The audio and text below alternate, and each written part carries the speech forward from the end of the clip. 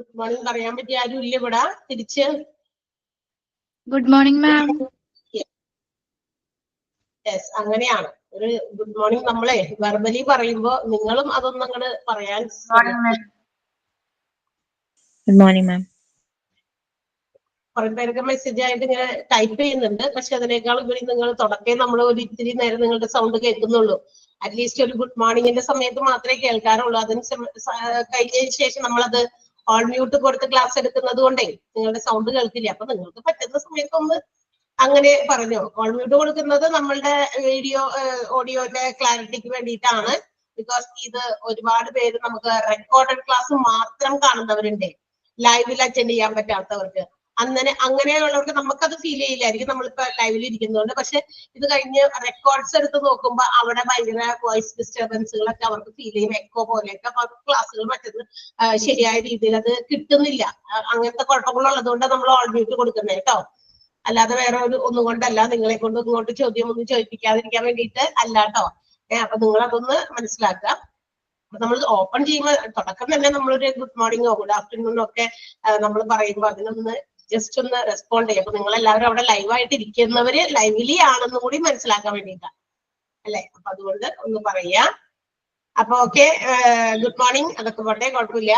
അടുത്ത ദിവസം തുടങ്ങി നമുക്ക് അങ്ങനെ ശ്രദ്ധിക്കും. അവര് പറയട്ടെ ചിലവർ വിചാരിച്ചതായിരിക്കാം. ഓക്കെ, ആരെങ്കിലും ഓറലി പറയട്ടെ അല്ലെ, വോയിസ് അൺമ്യൂട്ട് ചെയ്തിട്ട് പറയട്ടെ എന്ന് ചിലർ വിചാരിക്കുന്നതായിരിക്കാം. കുഴപ്പം, അത് കുഴപ്പമില്ല. നമ്മൾ അങ്ങനെ വിചാരിക്കണ്ട.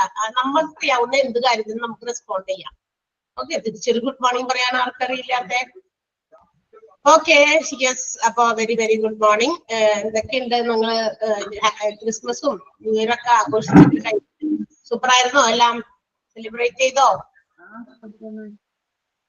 ചെയ്തു.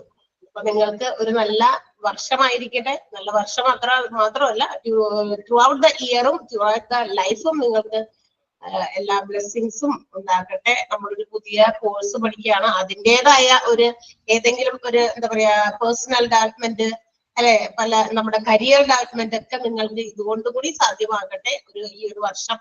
അങ്ങനെ അതുപോലെ തന്നെ പുതിയ ഒരുപാട് നല്ല നല്ല കാര്യങ്ങൾ ഉണ്ടാകട്ടെ നിങ്ങളുടെ ലൈഫിൽ എന്നുകൂടി നമ്മള് എന്താ പറയാ ആശംസിക്കുകയാണ്. സോ ഓൾ ദി ബെസ്റ്റ് എല്ലാവർക്കും കേട്ടോ. അപ്പൊ നമ്മള് എന്താ പഠിച്ചുകൊണ്ടിരിക്കുന്നത്? ഏത് ചാപ്റ്റർ ആണെന്നൊക്കെ മറന്നുപോയോ? സോ ഷാൽ വി സ്റ്റാർട്ട് ചെയ്യാലോ? ക്ലാസ് സ്റ്റാർട്ട് ചെയ്യാലോ? കുറച്ച് പേരെ കാണുന്നുള്ളൂ. നിങ്ങളൊക്കെ കുറച്ച് കൂടുതൽ സ്പിരിറ്റ് ഉണ്ടായിരുന്ന ക്ലാസ് ആയിരുന്നു. വളരെ 49-50 പേരൊക്കെ കയറിയിട്ടുള്ളൂ. അതുകൊണ്ടാണ് ഞാൻ ജസ്റ്റ് ഒരു കാര്യങ്ങളൊക്കെ ഇങ്ങനെ ചോദിച്ചത്. ഓക്കെ, ഇത്രയും പിള്ളേര് തന്നെയാണോ എല്ലാ ദിവസവും ഇപ്പൊ ക്ലാസ്സിൽ കയറുക? അറൌണ്ട് 50 അല്ലെങ്കിൽ 70-നേക്കാളൊക്കെ താഴെയാണോ? എനിക്ക് തോന്നുന്നു ഫസ്റ്റ് ക്ലാസ്സിൽ എനിക്ക് ഒരു 82 അങ്ങനത്തെ ഒരു ക്ലാസ്, അത്രയും കുട്ടികളെ ഫീൽ ചെയ്തു എന്നാണ് എനിക്ക് തോന്നുന്നത് ഈ ക്ലാസ്സിൽ തന്നെ. ഇപ്പൊ അത് വളരെ കുറവായിട്ട് കാണുന്നത് കൊണ്ടാ ചോദിച്ചേ. ഇത്രയുള്ള പിള്ളേര് സാധാരണ ആണോ?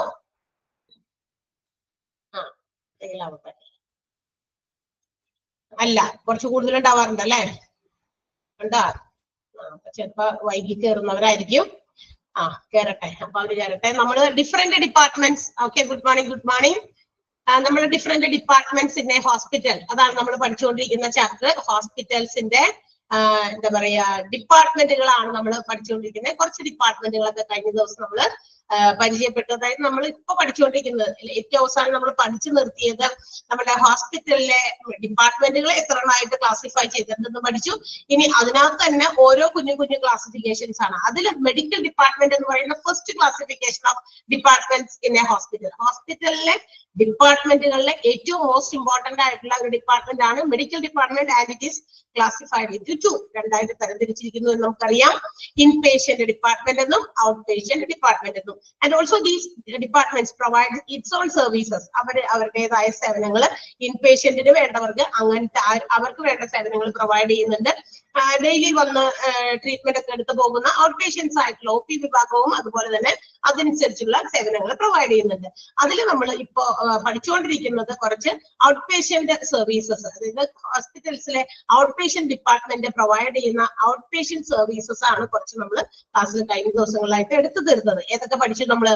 കാഷ്വാലിറ്റി ആൻഡ് എമർജൻസി ഡിപ്പാർട്ട്മെന്റ് അല്ലെ. എന്താണ് കാഷ്വാലിറ്റി ഡിപ്പാർട്ട്മെന്റ് നമുക്ക് മനസ്സിലാക്കി. എങ്ങനെയുള്ള പേഷ്യൻസ് ആണ് അവിടെ കാഷ്വാലിറ്റി ഡിപ്പാർട്ട്മെന്റിൽ വരുന്നത്, എങ്ങനെയാണ് by all kinds of emergencies. എല്ലാ തരത്തിലുള്ള emergency ട്രീറ്റ്മെന്റുകൾക്കും those who are brought into the hospital by ambulance. ആംബുലൻസിൽ കൊണ്ടുവരുന്ന പേഷ്യൻസിനെയൊക്കെ ട്രീറ്റ് ചെയ്യുന്ന സ്ഥലമാണ്. And the casualty department should be well equipped with all kinds of its own emergency equipments. എല്ലാ തരത്തിലുള്ള emergency എക്യുപ്മെന്റുകളും ഏതൊക്കെ തരത്തിലുള്ള എമർജൻസി എക്യുപ്മെന്റ് വേണോ അതൊക്കെ വെച്ചിട്ട് ഫുള്ളി വെൽ എക്യുപ്ഡ് ആയിട്ടുള്ള ഒരു ഡിപ്പാർട്ട്മെന്റ് കൂടി ആയിരിക്കണം നമ്മുടെ കാഷ്വാലിറ്റി എന്ന് പറയുന്നത്. And also 24 hours service provide ചെയ്യുന്നുണ്ട്. And the patients those who are brought into this department will be assessed according to their degree of injury or disease. അവര് ഇപ്പൊ ഇത്തരം ഈ കാഷ്വാലിറ്റി ഡിപ്പാർട്ട്മെന്റിൽ അല്ലെങ്കിൽ എമർജൻസി ഡിപ്പാർട്ട്മെന്റിൽ വരുന്ന പേഷ്യൻസിന്റെ അവരുടെ രോഗത്തിന്റെ അല്ലെങ്കിൽ അവരുടെ ഇഞ്ചുറിയുടെ ചിലപ്പോ വലിയ ആക്സിഡന്റ് ഒക്കെ നടന്നിട്ട് വരുന്ന പേഷ്യൻസ് ആയിരിക്കും. അത് എത്രത്തോളം ഗൗരവമേറിയതാണെന്ന് മനസ്സിലാക്കി അതനുസരിച്ച് ഉള്ള ട്രീറ്റ്മെന്റ് ഫസ്റ്റ് ഓഫ് ഓൾ അവിടെ പ്രൊവൈഡ് ചെയ്യുന്നു. ആൻഡ് ഇമ്മീഡിയറ്റ് ട്രീറ്റ്മെന്റ് അവിടെ തന്നെ കൊടുക്കുന്നു. ആൻഡ് ദെൻ അതിനുശേഷമാണ് they will be transferred to necessary specialized department. വേറെ ഏത് ഡിപ്പാർട്ട്മെന്റുമായിട്ട് ബന്ധപ്പെട്ട രോഗമാണ് ഈ രോഗിക്ക് എന്ന് മനസ്സിലാക്കി ആളെ അങ്ങോട്ടേക്ക് വിടുന്നു. ഇപ്പൊ ഉദാഹരണം ഭയങ്കര എന്താ പറയാ, ഇപ്പൊ എന്തെങ്കിലും ഹാർട്ട് അറ്റാക്കിന്റെ ഏതെങ്കിലും സിംറ്റവുമായിട്ടാണ് ഏതെങ്കിലും പേഷ്യന്റ് വരുന്നതെങ്കിൽ ഫസ്റ്റ് ഓഫ് ഓൾ അവിടെ ഒരു ഇമ്മീഡിയറ്റ് ട്രീറ്റ്മെന്റ് പ്രൊവൈഡ് ചെയ്യുന്നു. അതിനുശേഷം ആളെ കാർഡിയോളജിയിലേക്ക് ഷിഫ്റ്റ് ചെയ്യുന്നു, ട്രാൻസ്ഫർ ചെയ്യുന്നു എന്നുള്ളതാണ്. പിന്നെ കാർഡിയോളജി ഡിപ്പാർട്ട്മെന്റ് നമ്മൾ പറഞ്ഞു ഒരുപാട് heart diseases, heart problems, blood circulation സംബന്ധമായിട്ടുള്ള രോഗങ്ങൾക്കൊക്കെ വേണ്ടിയിട്ടുള്ള ഒരു ഡിപ്പാർട്ട്മെന്റ് ആണ്. ഒരുപാട് കാര്യങ്ങൾ നമ്മൾ അതിനകത്ത് പഠിച്ചു.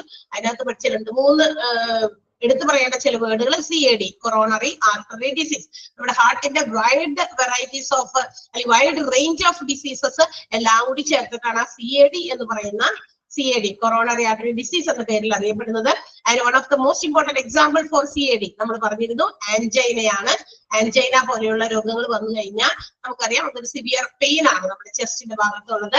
അതിങ്ങനെ സ്പ്രെഡ് ചെയ്ത് ഷോൾഡേഴ്സിലേക്കും നെക്കിലേക്കൊക്കെ പോകുമ്പോൾ അത് വരുന്നത് ഡ്യൂ ടു ഇനാഡക്വേറ്റ് ബ്ലഡ് സപ്ലൈ, അതായത് ഹാർട്ടിലേക്ക് ഹൃദയത്തിലേക്ക് ആവശ്യത്തിന് ബ്ലഡ് പമ്പ് ചെയ്യാത്തതിന്റെ ഫലമായിട്ടാണ് ആ ഒരു സിവിയർ ചെസ്റ്റ് പെയിൻ ഉണ്ടാകുക. എന്തുകൊണ്ട് പമ്പ് ചെയ്യുന്നില്ല? അവിടെ എന്തെങ്കിലും ബ്ലോക്ക് ഉണ്ടായിട്ടായിരിക്കും. ഞാനൊരു ഉദാഹരണമൊക്കെ പറഞ്ഞു നിങ്ങൾക്ക് അല്ലെ, പൈപ്പിൽ കൂടി സ്മൂത്ത് ആയിട്ട് വെള്ളമൊക്കെ പോകുകയാണെങ്കിൽ ഓക്കെ, നമുക്ക് കൃത്യമായിട്ട് നമുക്ക് വാഷ് ചെയ്യേണ്ട സ്ഥലങ്ങളിലൊക്കെ കൃത്യമായിട്ട് വെള്ളമൊക്കെ എത്തും. അത് പുറത്തേക്ക് പോകുന്ന ഔട്ട്ലെറ്റ് ആണെങ്കിൽ കൂടി അതിലും ബ്ലോക്ക് ഒന്നും വരാതെ അതിങ്ങനെ കൃത്യമായിട്ട് ഒന്നും തങ്ങി നിൽക്കുന്നില്ല എങ്കിൽ അത് പോകും അല്ലെ. അതേസമയം ഏതെങ്കിലും തരത്തിലുള്ള ബ്ലോക്കുകൾ വരുന്നത് എന്തിന്റെ ഫലമായിട്ടാണ്? ഡ്യൂ ടു എന്തെങ്കിലും തരത്തിലുള്ള സാധനങ്ങൾ അവിടെ ബിൽഡപ്പ് ചെയ്യുന്നത് കൊണ്ടാണ് അല്ലെ. അപ്പൊ ഇവിടെ നമ്മുടെ കൊളസ്ട്രോൾ പോലെയുള്ള പ്ലാക്സ് അല്ലെ, പ്ലാക്ക് രൂപത്തിൽ ഈ ആർട്ടറീസിലൊക്കെ ഇങ്ങനെ വന്ന് അടിഞ്ഞുകൂടി ബിൽഡപ്പ് ചെയ്ത് അത് ബ്ലഡ് സർക്കുലേഷനെ ബ്ലോക്ക് ചെയ്യുന്നു. അത് റിമൂവ് ചെയ്യുന്നുള്ള ഒരു എന്താ പറയാ സർജറി അല്ലെങ്കിൽ ബൈപ്പാസ് ഗ്രാഫ്റ്റിംഗ് നമ്മൾ പറഞ്ഞു, കൊറോണറി ആർട്ടറി ബൈപ്പാസ് ഗ്രാഫ്റ്റിംഗ്. പിന്നെ കാർഡിയോ വാസ്കുലർ സർജറികൾ ഉണ്ട്, സർജിക്കൽ ട്രീറ്റ്മെന്റ് ആണ്, ഹാർട്ടിൽ വരുന്ന സർജറീസ് ഒക്കെയാണ് അതിനകത്ത് വരിക. പിന്നെ നമ്മൾ വേറെയും വാൽവ് റിപ്പയേഴ്സ്, വാൽവ് റിപ്ലേസ്മെന്റ്, പിന്നെ pace maker implantation. Pace maker നമ്മുടെ ഹാർട്ട് ബീറ്റ് ഭയങ്കരമായിട്ട് ഡൗൺ ആയി പോകുമ്പോൾ അതിനെ റെഗുലേറ്റ് ചെയ്യാൻ, കൺട്രോൾ ചെയ്ത് അതിന്റെ ആ ഒരു ആവറേജ് ആ ഒരു റേറ്റിലേക്ക് ഹാർട്ട് ബീറ്റിനെ കൊണ്ടുവരാൻ വേണ്ടി ഉപയോഗിക്കുന്ന ഒരു ചെറിയ ബാറ്ററി ഓപ്പറേറ്റഡ് മെഷീൻ ആണെന്നൊക്കെ നമ്മൾ പറഞ്ഞു അല്ലെ. പിന്നെ നമ്മൾ പറഞ്ഞത് അനസ്തേഷ്യോളജി എന്ന് പറയുന്ന ഡിപ്പാർട്ട്മെന്റ് ആയിരുന്നു. Anaesthesiology different 3 areas of anaesthesiology ആണ് സാധാരണ പ്രൊവൈഡ് ചെയ്യുന്നത് എന്നൊക്കെ പറഞ്ഞു. General, local, regional. ഓരോന്നും എങ്ങനെയാണ് പ്രൊവൈഡ് ചെയ്യുന്നത് എന്നും പിന്നെ ഓരോന്നും ഏത് രീതിക്ക് വേണ്ടിയിട്ടുള്ള സർജറീസ് പ്രൊസീജിയേഴ്സിന് വേണ്ടിയിട്ടാണ് ഇതിന് ഉപയോഗിക്കുന്ന അനസ്തേഷ്യ. എല്ലാത്തിനും ഒരേ തരത്തിലുള്ള അനസ്തേഷ്യ അല്ല. ഇപ്പൊ നമുക്ക് എക്സാമ്പിൾ നമ്മളുടെ ടീത്തുമായിട്ട് ബന്ധപ്പെട്ടിട്ടുള്ള എന്തെങ്കിലും കറക്റ്റ്നെസ്സോ അലൈൻമെന്റോ അല്ലെങ്കിൽ പല്ലെടുക്കുന്നതോ ജോ കറക്റ്റ് ചെയ്യുന്നതോ ഒക്കെ ആയിട്ട് ബന്ധപ്പെട്ടാണെങ്കിൽ നമുക്കറിയാം ലോക്കൽ അനസ്തേഷ്യ ആണ് പ്രൊവൈഡ് ചെയ്യുന്നത്. That means it has to block only a small area. അതിന്റെ സെൻസേഷൻ ബ്ലോക്ക് ചെയ്യേണ്ടത് ഒരു കുഞ്ഞു പർട്ടിക്കുലർ ഏരിയ മാത്രമേ അതിന്റെ മരവിപ്പിക്കേണ്ട ആവശ്യമുള്ളൂ അല്ലെ. അതേസമയം സിസെക്ഷൻ പോലെയുള്ള സിസേറിയൻ പോലെയുള്ള സർജറീസിന് നമ്മൾ ഉപയോഗിക്കുന്നത് റീജിയണൽ അനസ്തേഷ്യ ആണെന്ന് പറഞ്ഞു. പിന്നെ ക്രിട്ടിക്കൽ കെയർ യൂണിറ്റ്, അതിന്റെ മറ്റു പേരുകളൊക്കെ നമ്മൾ പറഞ്ഞിരുന്നു അല്ലെ.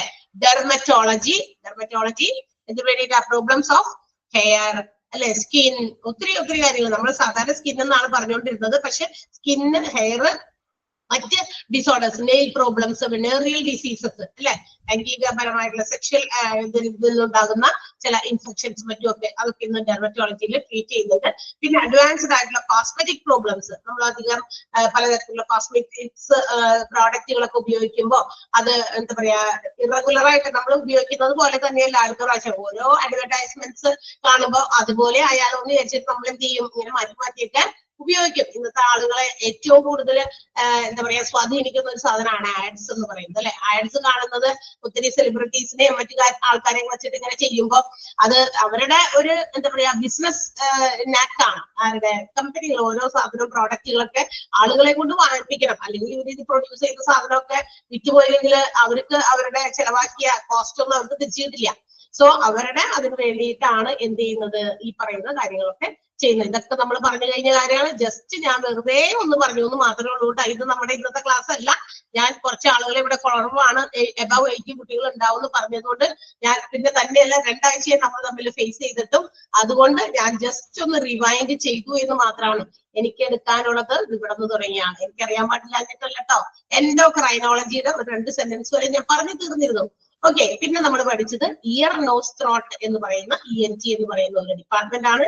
അവിടെ നമുക്ക് ഇയർ നോസ് ത്രോട്ട് കൂടാതെ ഒരുപാട് മൾട്ടി സർവീസസും നമ്മുടെ ENT-യിൽ പ്രൊവൈഡ് ചെയ്യുന്നുണ്ട്. ഡിഫറെന്റ് ടൈപ്സ് ഓഫ് എലിമെന്റ്സ് അല്ലെ, ഒത്തിരി ട്രീറ്റ്മെന്റുകൾ അവിടെ പ്രൊവൈഡ് ചെയ്യുന്നുണ്ട്. ഇയർ നോസ് ത്രോട്ട് പ്രോബ്ലംസ്, പിന്നെ എന്താ പറയാ നെക്ക് ലങ്സ്, അതായത് നെക്ക് മാസ് ആണ്. അതായത് ഇവിടെ ഇങ്ങനെ തൊണ്ടയുടെ ഭാഗത്തൊക്കെ ഇങ്ങനെ കഴുത്തിന്റെ ഭാഗത്ത് ഇങ്ങനെ കുറച്ചൊരു എൻലാർജ്മെന്റ് പോലെ തടിപ്പൊക്കെ പോലെ, അത് ഇൻഫെക്ഷൻസ് കൊണ്ട് ഉണ്ടാകുന്നതാകാം, അല്ലെങ്കിൽ ക്യാൻസർ ആകാം.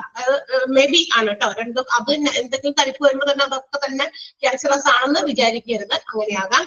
പിന്നെ നമ്മളുടെ തന്നെ മുഴകളൊക്കെ ക്യാൻസർ, ഹെഡ് നെക്ക് ഭാഗത്തുണ്ടാകുന്ന ക്യാൻസേഴ്സ്, ടിയർ ഡക്ട് പ്രോബ്ലംസ്, അത് ഞാൻ പറഞ്ഞിരുന്നു അല്ലെ. കണ്ണുനീര് പുറത്തേക്ക് വരാത്ത ചില ആളുകൾ, വിഷമ ഡ്രൈയേഴ്സ്, കണ്ണ് നീര് വരില്ലേ പുറത്തേക്ക്, അത് അവിടെ എന്തെങ്കിലും ആ ഡക്റ്റിൽ ആ ഓപ്പണിംഗിൽ എന്തെങ്കിലും തരത്തിലുള്ള ബ്ലോക്ക്, നേരത്തെ പറഞ്ഞ പോലത്തെ എന്തെങ്കിലും ബ്ലോക്ക് വന്നതുകൊണ്ടാകാം. അപ്പൊ അത് ഒരു ഇങ്ങനെ ചെറുതായിട്ട് ഇങ്ങനെ ഫ്ലഷ് ചെയ്തിട്ട് ഒരു എന്തെങ്കിലും പ്രോബ് ലൈക്ക് ഒരു ഇൻസ്ട്രുമെന്റ് വെച്ച് അത് എന്താ പറയാ സ്റ്റെറൈൽ വാട്ടറോ വെളുതൊക്കെ വെച്ചിട്ട് ഫ്ലഷ് ചെയ്ത് ആ ഓപ്പണിങ്, ആ ഡക്റ്റ് ഓപ്പൺ ചെയ്ത് കൊടുക്കുക. അപ്പൊ ടിയർ ഇങ്ങനെ പുറത്തേക്ക് വരുന്നതിന് വേണ്ടിയിട്ട്. പിന്നെ നമ്മുടെ hearing disorders, balancing disorders, snoring എന്താ കൂർക്കമ്പലി, അതൊക്കെ നമ്മൾ പറഞ്ഞു. ENT-യുടെ അലർജി പ്രോബ്ലംസ്, പിന്നെ സലൈവറി ഗ്ലാൻഡ്, സലൈവ പ്രൊഡ്യൂസ് ചെയ്യുന്ന ഗ്രന്ഥി ഉണ്ടല്ലോ, സലൈവറി ഗ്ലാൻഡ്, അതായത് ഉമിനീർ ഗ്രന്ഥി, അതിനകത്ത് എന്തെങ്കിലും ഡിസീസസ് ഉണ്ടെങ്കിൽ ഉമിനീരിനകത്തൊക്കെ അല്ലെങ്കിൽ ഉമിനീര് വരാതിരിക്കുക. നമുക്കറിയാം നമ്മുടെ ഡൈജഷന് ഏറ്റവും പർട്ടിക്കുലർ ആയിട്ട് നമ്മൾക്ക് ഏറ്റവും ആദ്യം ഉള്ള ഒരു സാധനമാണ് സലൈവ അല്ലെ. സലൈവയെ കൂട്ടി നമ്മൾ ഓരോ ഫുഡ് പാർട്ടിക്കിൾസും നമ്മൾ കഴിക്കുന്നത് ചൂ ചെയ്ത് അതിനെ ഒരു വേറെ കൺസിസ്റ്റൻസിയിലാക്കുന്നത് അതിന് ഹെൽപ്പ് ചെയ്യുന്ന ഒരു സാധനമാണ് saliva. So if it is not produced, അത് പ്രൊഡ്യൂസ് ചെയ്യപ്പെടുന്നില്ല എങ്കിൽ അതിൻ്റെതായ പ്രശ്നങ്ങൾ, ഡൈജഷൻ പ്രോബ്ലംസ് ഒക്കെ ഉണ്ടാകാൻ സാധ്യതയുണ്ട്, വോയിസ് ഡിസോർഡേഴ്സ്. അപ്പൊ ഇതൊക്കെയാണ് നമ്മൾ പറഞ്ഞു നിർത്തിയ ഡിപ്പാർട്ട്മെന്റ്. സോ വൺസ് അഗൈൻ നമ്മൾ ഇനി അടുത്ത ഡിപ്പാർട്ട്മെന്റ് നമ്മൾ കുറച്ച് പറഞ്ഞിരുന്നു, എൻഡോക്രൈനോളജി. ഇവിടെ നമുക്ക് സ്റ്റാർട്ട് ചെയ്യേണ്ടത് കേട്ടോ. ഓക്കെ അല്ലേ എല്ലാവരും? ടീച്ചർ എന്നിട്ടാണോ ഈ പറഞ്ഞുകൊണ്ടിരിക്കുന്നത്? ഇതൊക്കെ നമ്മൾ പഠിച്ചു കഴിഞ്ഞ കാര്യമാണ്. ഇത് ഓരോ ഡിപ്പാർട്ട്മെന്റ് ആയതുകൊണ്ടാണ് ഞാൻ കുറച്ചും കൂടി ഒന്ന് നിങ്ങളെ റീകളക്ട് ചെയ്യാൻ വേണ്ടിയിട്ട് കൊണ്ടുവന്നത്. തന്നെയല്ല കഴിഞ്ഞ ആഴ്ച നമുക്ക് ക്ലാസ്സിൽ എടുക്കാൻ പറ്റില്ലല്ലോ, ക്രിസ്മസ് സെലിബ്രേഷൻ മറ്റൊക്കെ ആയതുകൊണ്ട്. അതുകൊണ്ട് മാത്രമാണ് അല്ലെങ്കിൽ ഇത്രയും 10-15 മിനിറ്റ് ഞാൻ കളയില്ലായിരുന്നു. ഓക്കെ, അപ്പൊ എന്റെ ഒരു സാറ്റിസ്ഫാക്ഷൻ കൂടി വേണ്ടിയിട്ട് കുറെ ദിവസമായില്ലേ കണ്ടിട്ട്, അതുകൊണ്ടാണ്.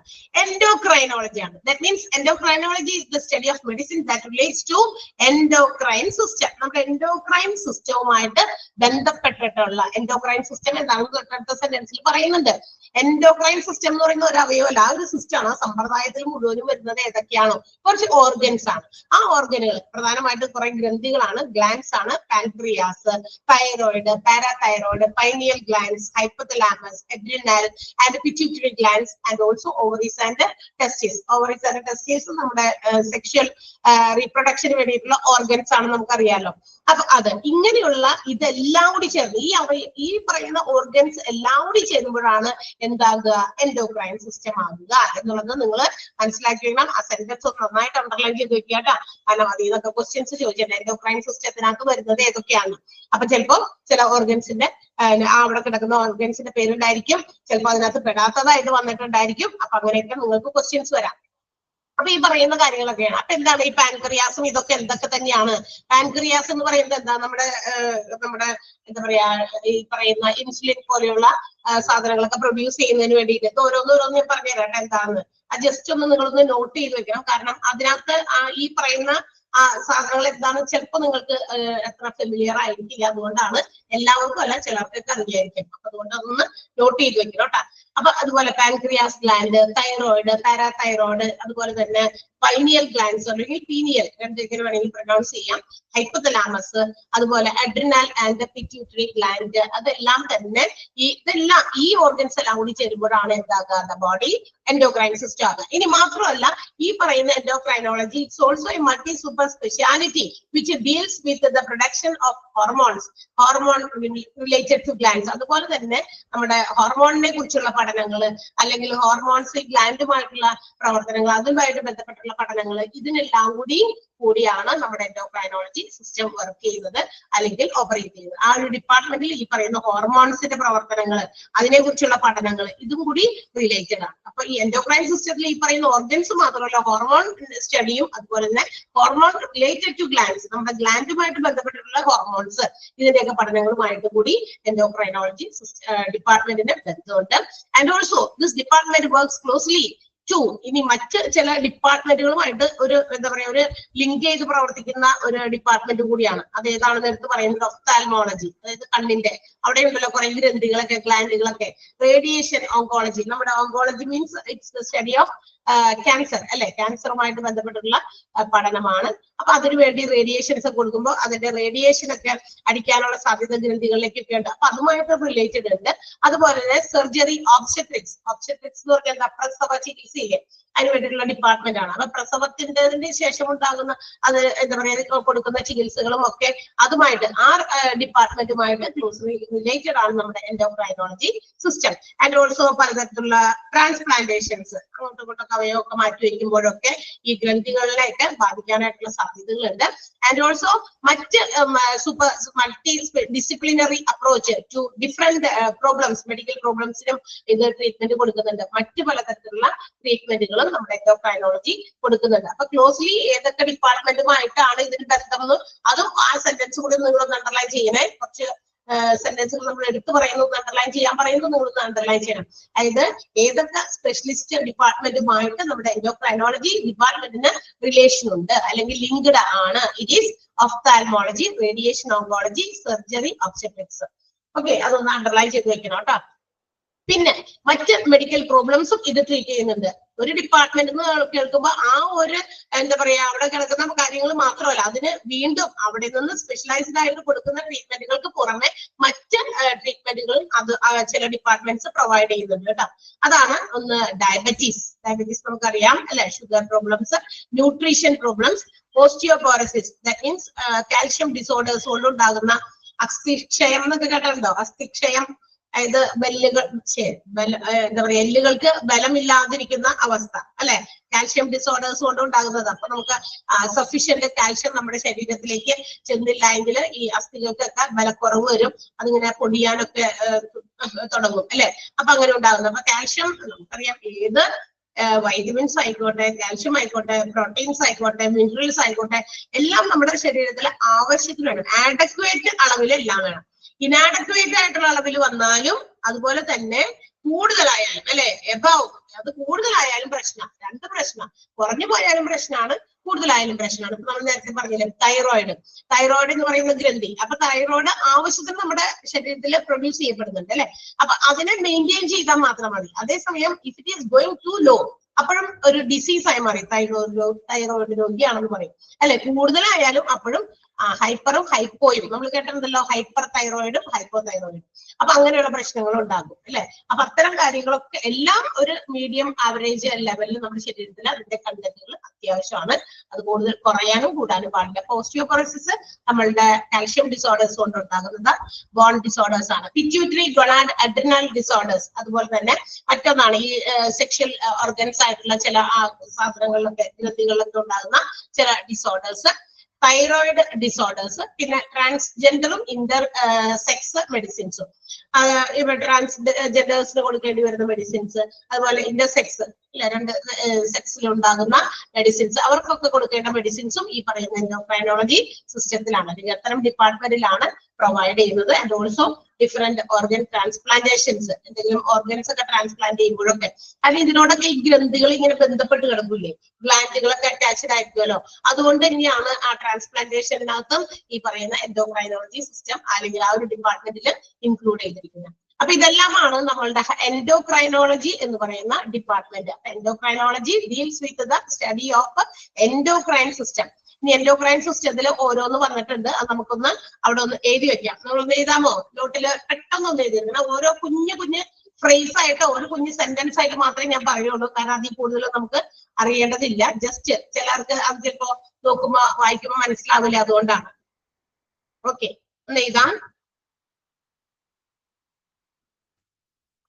എൻഡോക്രൈൻ സിസ്റ്റത്തില് ഫസ്റ്റ് വൺ എന്താ?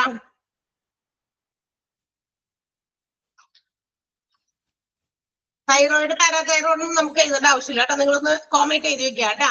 ഓരോന്ന്. ഒന്നാമത്തെ എഴുതാ, പൈനിയൽ എഴുതാ കേട്ടാ. Pineal, PINEAL. PINEAL. നോട്ടുണ്ടോ കയ്യില്? നോട്ടില്ലേ?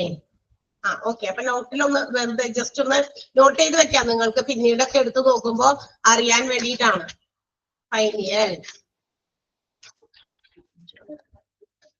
ഹൈഫിനിട്ട് എഴുതാം.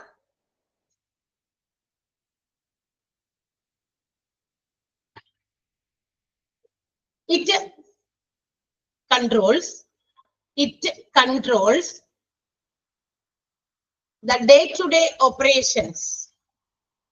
It controls the day-to-day operations. Pineal gland ആണ് നമ്മുടെ ദൈനംദിന പ്രവർത്തനങ്ങളെ നിയന്ത്രിക്കുന്നത്. നമ്മൾ ഓരോ ദിവസം രാവിലെ എഴുന്നേൽക്കുമ്പോൾ തുടങ്ങി വൈകുന്നേരം വരെ എന്തൊക്കെ കാര്യങ്ങൾ ചെയ്യുന്നുണ്ടോ അതൊക്കെ ഒന്ന് കൺട്രോൾ ചെയ്യുന്നത്, നമ്മളെ കൊണ്ട് ഇന്നത് ചെയ്യും. നമുക്ക് ഓരോ ഇൻഫോർമേഷൻസ് നമ്മളിലേക്ക് പാസ് ചെയ്യുന്നുണ്ട് അല്ലെ. ഇപ്പൊ നമ്മള് രാവിലെ എഴുന്നേറ്റ എന്താ ചെയ്യുക? ഫസ്റ്റ് ഓഫ് ഓൾ നമ്മൾ എന്താ ചെയ്യുക? സാധാരണ എല്ലാവരും എഴുന്നേൽക്കുമ്പോൾ രാവിലെ എന്താണോ ചെയ്യുന്നത്? ഇപ്പൊ ചില ആളുകൾ നേരിട്ട് മുഖമൊക്കെ കഴുകിയിട്ട് എന്താ അവരവരുടേതായ കാര്യങ്ങൾ കിച്ചണിൽ പോകുന്നവരുണ്ടായിരിക്കാം, മറ്റു കാര്യങ്ങൾ ചെയ്യുന്നവരുണ്ടായിരിക്കാം. അപ്പൊ ഓരോ കാര്യങ്ങൾ നമ്മൾ ഇങ്ങനെ കൺട്രോൾ ചെയ്ത് പോവുകയാണ് ആ ഒരു രീതിയിൽ. കൺട്രോൾ ചെയ്യുന്നതാണ്. അതിന്റെ കൂടെ തന്നെ ഒരു ഹൈഫൻ ഇട്ടിട്ട് എഴുതാം. It controls the day-to-day. It controls the day-to-day operations. ഒരു ഹൈഫൻ ഇട്ടിട്ട് എഴുതാം. സ്മോളസ്റ്റ് ഗ്ലാൻഡ് എന്ന് കൂടി എഴുതാം. സ്മോളസ്റ്റ് ഗ്ലാൻഡ് ആണ്. കൂടാതെ വീണ്ടും ഒരു ഹൈഫൻ ഇട്ടിട്ട് എഴുതാം. Biological clock. ഇതിനെ ഒരു എന്താ പറയുക, ഒരു കോംപ്ലിമെന്റ് കൊടുത്താണ് ബയോളജിക്കൽ ക്ലോക്ക് എന്ന്. കാരണം നമ്മൾ എല്ലാ കാര്യങ്ങളും ചെയ്യുന്നത് സമയത്തിനനുസരിച്ചാണല്ലോ. അപ്പൊ ഒരു വ്യക്തിയുടെ സമയാനുസൃതമായിട്ടുള്ള ഓരോ കാര്യങ്ങൾ ചെയ്യാനായിട്ടുള്ള ഒരു നിയന്ത്രണം നടത്തുന്ന ഒരു ഗ്രന്ഥി. അതിന്റെ താളം തെറ്റിപ്പോയി കഴിഞ്ഞാൽ അതിന്റെ അർത്ഥം പൈനിയൽ ഗ്ലാൻഡിന് എന്തെങ്കിലും സംഭവിച്ചിട്ടുണ്ടെന്നായിരിക്കാം. അപ്പൊ നമുക്ക് അങ്ങനെ വിട്ടുപോകുക. അപ്പൊ it controls the day-to-day operations.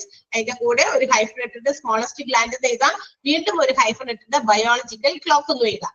അതിന് കൊടുത്തിരിക്കുന്ന ഒരു വിശേഷണമാണ് കേട്ടാ. Okay, pineal gland. ആവശ്യമുള്ളത് മാത്രം എഴുതിയാൽ മതി. നമുക്ക് തൈറോയിഡ് എന്ന് പറയുന്നത് ഒരു ഗ്ലാൻഡ് തന്നെയാണ്. ഇനി അതിന്റെ കൂടെ അടുത്തത് എഴുതാം. അടുത്ത കുത്തിട്ടോ അല്ലെങ്കിൽ അടുത്ത വേർഡ് എഴുതാം. പാരാതൈറോയിഡ്. പാരാതൈറോയിഡ് എന്ന് എഴുതാം. പാരാതൈറോയിഡ്. പിന്നീട് ബുക്ക് എടുത്ത് നോക്കുമ്പോ അത് എന്താണെന്ന് ജസ്റ്റ് ഒന്ന് നിങ്ങൾക്കൊന്ന് അറിയാൻ വേണ്ടി മാത്രമാണ്. നമുക്ക് ഇതിന്റെ ഉള്ളിലേക്കൊന്നും ചകഞ്ഞു കയറി പഠിക്കേണ്ടത് ആവശ്യമില്ല. ബട്ട് ഒന്നറിയാൻ വേണ്ടി മാത്രം. ചിലർക്ക് എല്ലാവർക്കും എന്താ പറയാ, ഈ പറയുന്ന നമ്മുടെ ബോഡിയിലെ എല്ലാ ഓർഗൻസും ഇന്റേണൽ ആൻഡ് എക്സ്റ്റേണൽ ഓർഗൻസിനെ കുറിച്ച് അറിവില്ലായിരിക്കാം. അപ്പൊ അത് ഏത് ശരീരത്തിന് ഏത് അവയവത്തെ ബാധിക്കുന്നതാണ്, ഏത് അവയവമായിട്ട് വരും എന്നൊക്കെ ജസ്റ്റ് ഒന്ന് അറിയാൻ വേണ്ടി മാത്രമാണ് കേട്ടോ. ഓക്കെ, പാരാതൈറോയിഡ് ഇതാ ഒരു ഹൈഫൻ ഇടുക. two pairs of PAIRS. Two pairs of small oval shaped ആകൃതിയിൽ oval shaped glands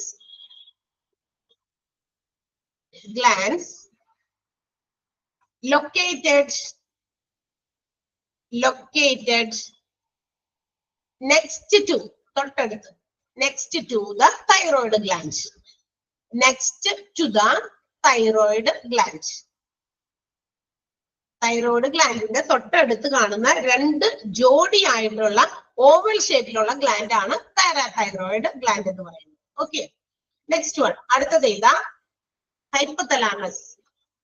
ഹൈപ്പോതലാമസ്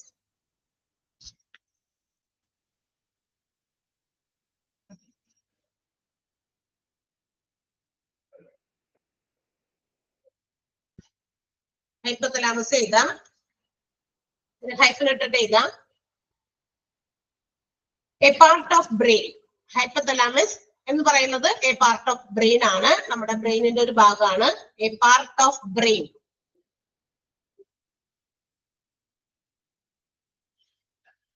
വീണ്ടും ഒരു ഹൈഫൻ ഇട്ടിട്ട് എഴുതാം. It controls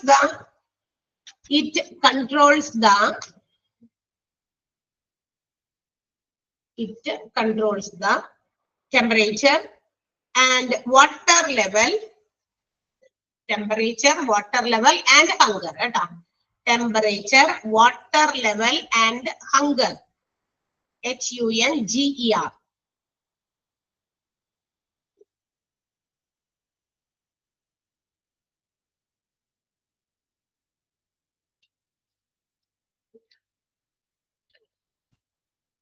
Okay.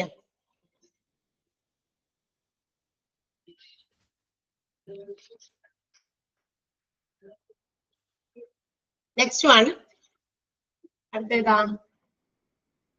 Hypothalamus, adrenal and pituitary glands.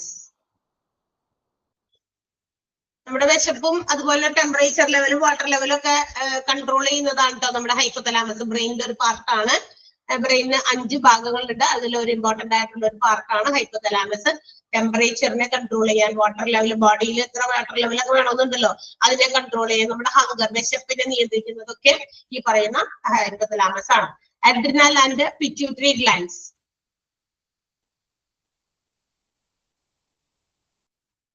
അത് നമ്മുടെ കിഡ്നിയുടെ മുകളിലായിട്ട് കാണപ്പെടുന്ന ഗ്ലാൻഡ് ആണ്. Glands above the kidney. Glands above the kidney.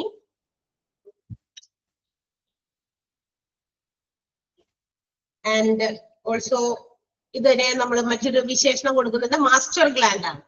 ഒരു ഹൈഫൻ ഇട്ടിട്ട് മാസ്റ്റർ ഗ്ലാൻഡ് എന്ന് കൂടി എഴുതിക്കാം. Master gland.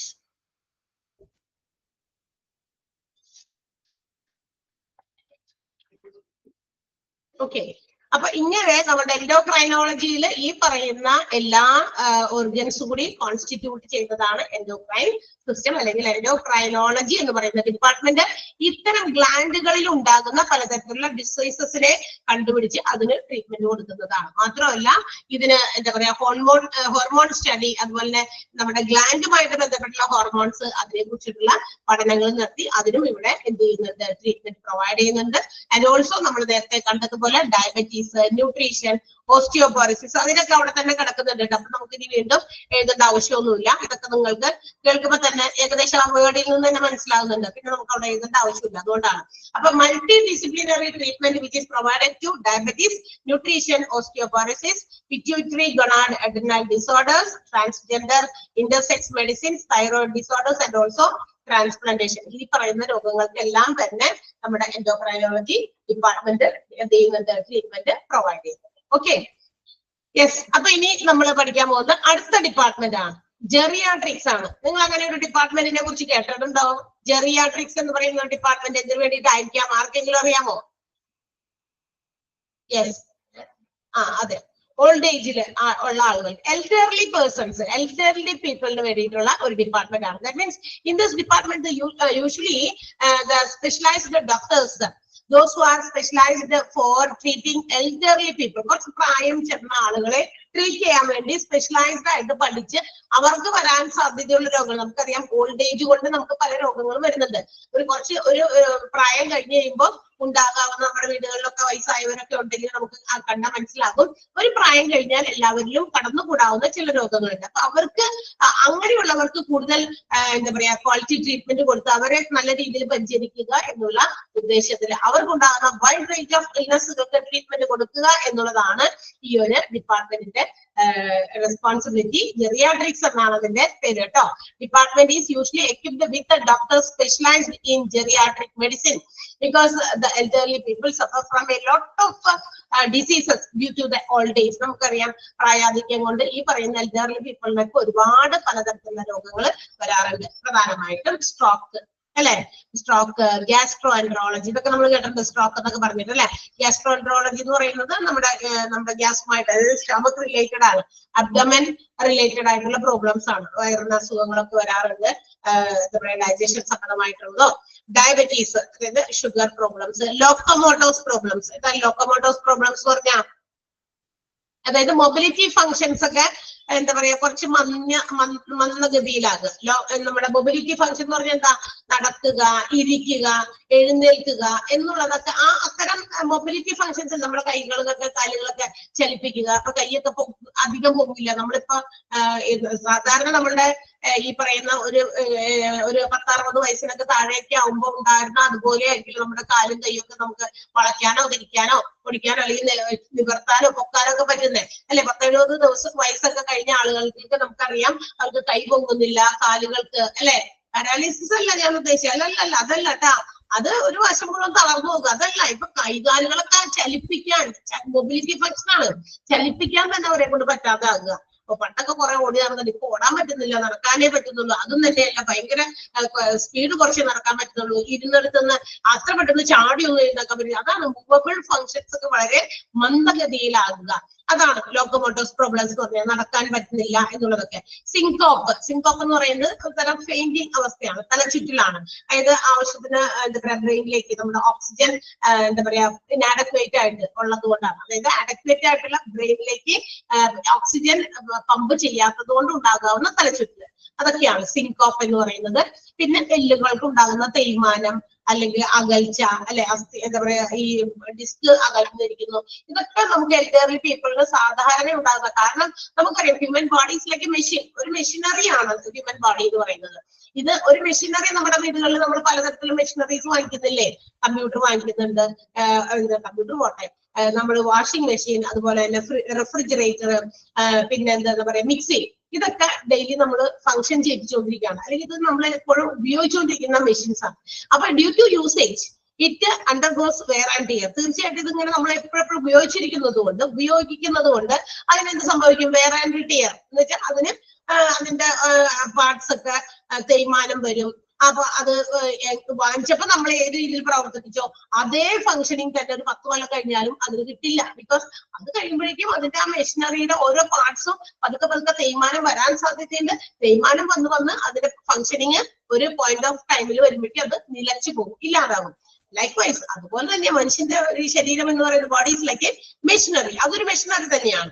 നമ്മൾ ജനിച്ചു വരുമ്പോ ഒരു വളരെ ഹെൽത്തി ആയിട്ടുള്ള ഒരു കുട്ടിയായിട്ട് ജനിച്ച് പിന്നെ കുറെ കഴിഞ്ഞ് അത് ഈ പറയുന്ന മനുഷ്യനല്ലേ. നമ്മളിങ്ങനെ ഓരോ രീതിയിലും നമ്മുടെ ജീവിതം അങ്ങനെ മുന്നോട്ടേക്ക് ഓരോ ഡിസീസസും മറ്റു കാര്യങ്ങളൊക്കെ ആയിട്ട് നമ്മളിലേക്ക് വന്ന് നമ്മുടെ ശരീരത്തിനകത്തും പുറത്തൊക്കെ ഉള്ള ഓർഗൻസിനെ അത് എന്താ പറയാ എഫക്ട് ചെയ്ത് പിന്നീട് അങ്ങോട്ട് പ്രായം കൂടി വർഷങ്ങൾ കൂടുന്തോറും എന്ത് പറ്റും?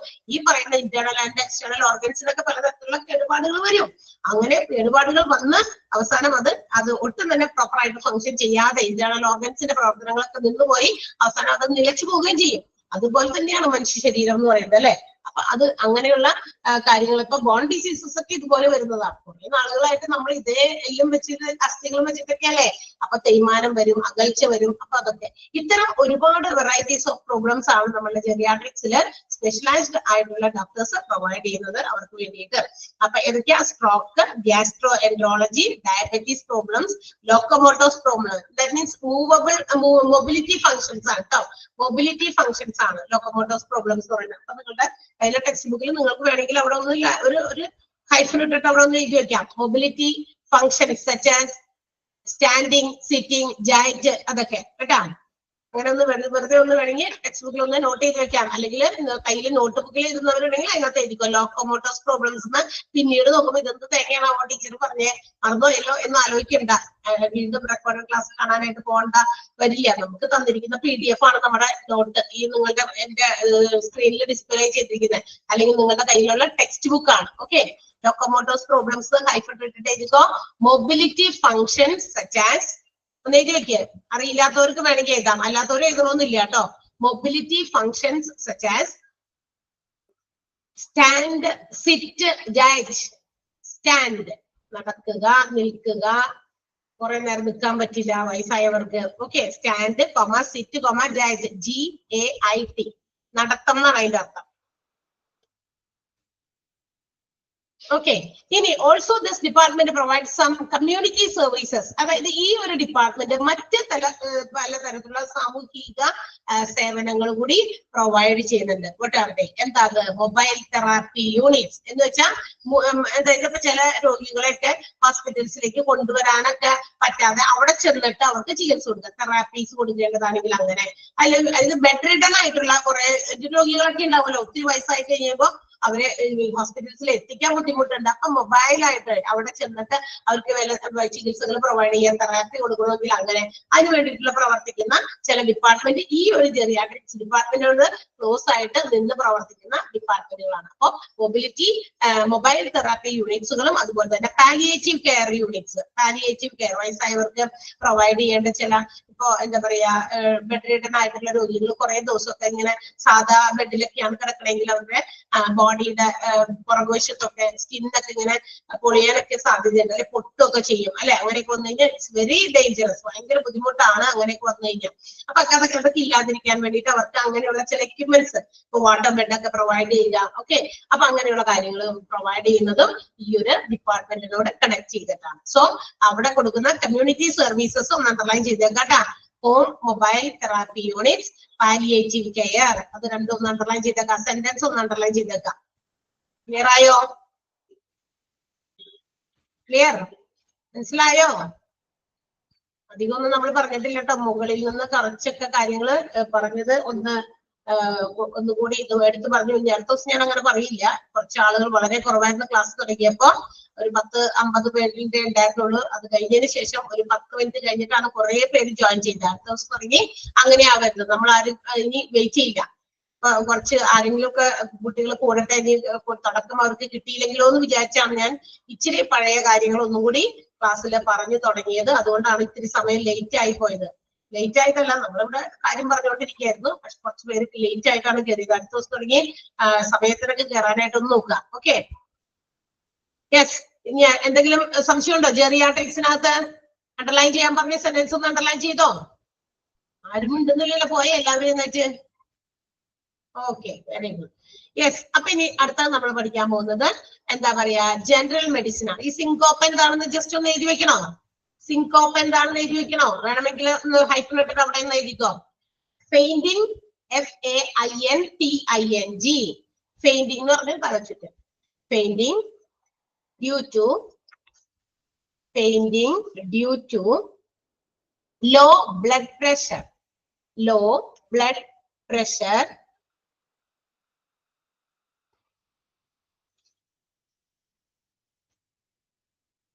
Fainting due to low blood pressure because of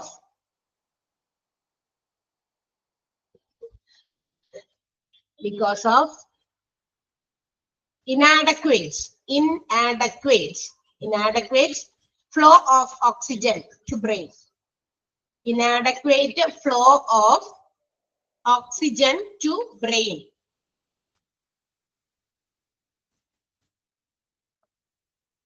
നോട്ടിൽ എഴുതി ചേർത്താൽ മതി. നിങ്ങളുടെ കയ്യിലിരിക്കുന്ന ടെക്സ്റ്റ് ബുക്കിന്റെ അകത്തോ അല്ലെങ്കിൽ നിങ്ങളുടെ വേറെ നോട്ട് ബുക്കിൽ എഴുതുന്നവർക്കാണെങ്കിൽ അങ്ങനെയും എഴുതി വെക്കാം. Okay, next. അപ്പൊ അടുത്ത ഡിപ്പാർട്ട്മെന്റിലേക്ക് നമ്മൾ പോകാണ്. ജനറൽ മെഡിസിൻ ആണ്. എന്താണ് ജനറൽ മെഡിസിൻ എന്ന് പറയുന്നത്? നോക്കാം. ഇത് ഒരു ഇന്റേണൽ ഓർ ജനറൽ മെഡിസിൻ, രണ്ട് പേരിലും അറിയപ്പെടുന്നുണ്ട്. ഇന്റേണൽ മെഡിസിൻ എന്നും ജനറൽ മെഡിസിന്റെ പേരിട്ടിട്ട് ഒന്ന് അണ്ടർലൈൻ ചെയ്തേക്കണം. അത് it's also a medical specialty which is for the adult disease. പ്രധാനമായിട്ടും പ്രായപൂർത്തിയായവർക്ക്. അപ്പൊ കുട്ടികൾക്കൊക്കെ വേണ്ടിയിട്ട് വേറെ ഡിപ്പാർട്ട്മെന്റ് ഉണ്ട്. നമ്മൾ പഠിക്കാൻ പോകുന്നുണ്ട്, വഴിയെ പഠിക്കും. നമ്മൾ തൊട്ട് മുന്നിൽ ഓൾഡ് ഏജ് എൽഡർലി പീപ്പിളിന് വേണ്ടിയിട്ട് സ്പെഷ്യലൈസ്ഡ് ആയിട്ടുള്ള ഡിപ്പാർട്ട്മെന്റ് ഉണ്ട്, ജെറിയാട്രിക്സ്. അപ്പൊ അഡൽറ്റ്, ദാറ്റ് മീൻസ് അഡൽറ്റ് എന്ന് പറയുമ്പോൾ ഒരു 18 വയസ്സ് കഴിഞ്ഞതിന് ശേഷമുള്ള എല്ലാവരും പെടും അതിനകത്ത്. അപ്പൊ അങ്ങനെയുള്ളവർക്ക് വേണ്ടിയിട്ട് അവർക്കുണ്ടാകുന്ന ഡിസീസസിനെ പ്രിവെന്റ് ചെയ്യുക, ഡയഗ്നോസിസ് ചെയ്യുക, ട്രീറ്റ്മെന്റ് കൊടുക്കുക. All these things are done in this general medicine department. ഈ ഒരു ഡിപ്പാർട്ട്മെന്റ് ആണ് അത് കൈകാര്യം ചെയ്യുന്നത്. Prevention, diagnosis and also treatment for adult diseases. അഡൽറ്റിന് വേണ്ടിയിട്ടുള്ള പ്രായമുള്ളവർക്ക്, പ്രായപൂർത്തിയായവർക്ക് വേണ്ടിയിട്ടുള്ള അവരെ കോൺസെൻട്രേറ്റ് ചെയ്തിട്ടുള്ള ഒരു ഡിപ്പാർട്ട്മെന്റ് ആണ്. ആൻഡ് ഈ പറയുന്ന department is handled by general practitioner or GP.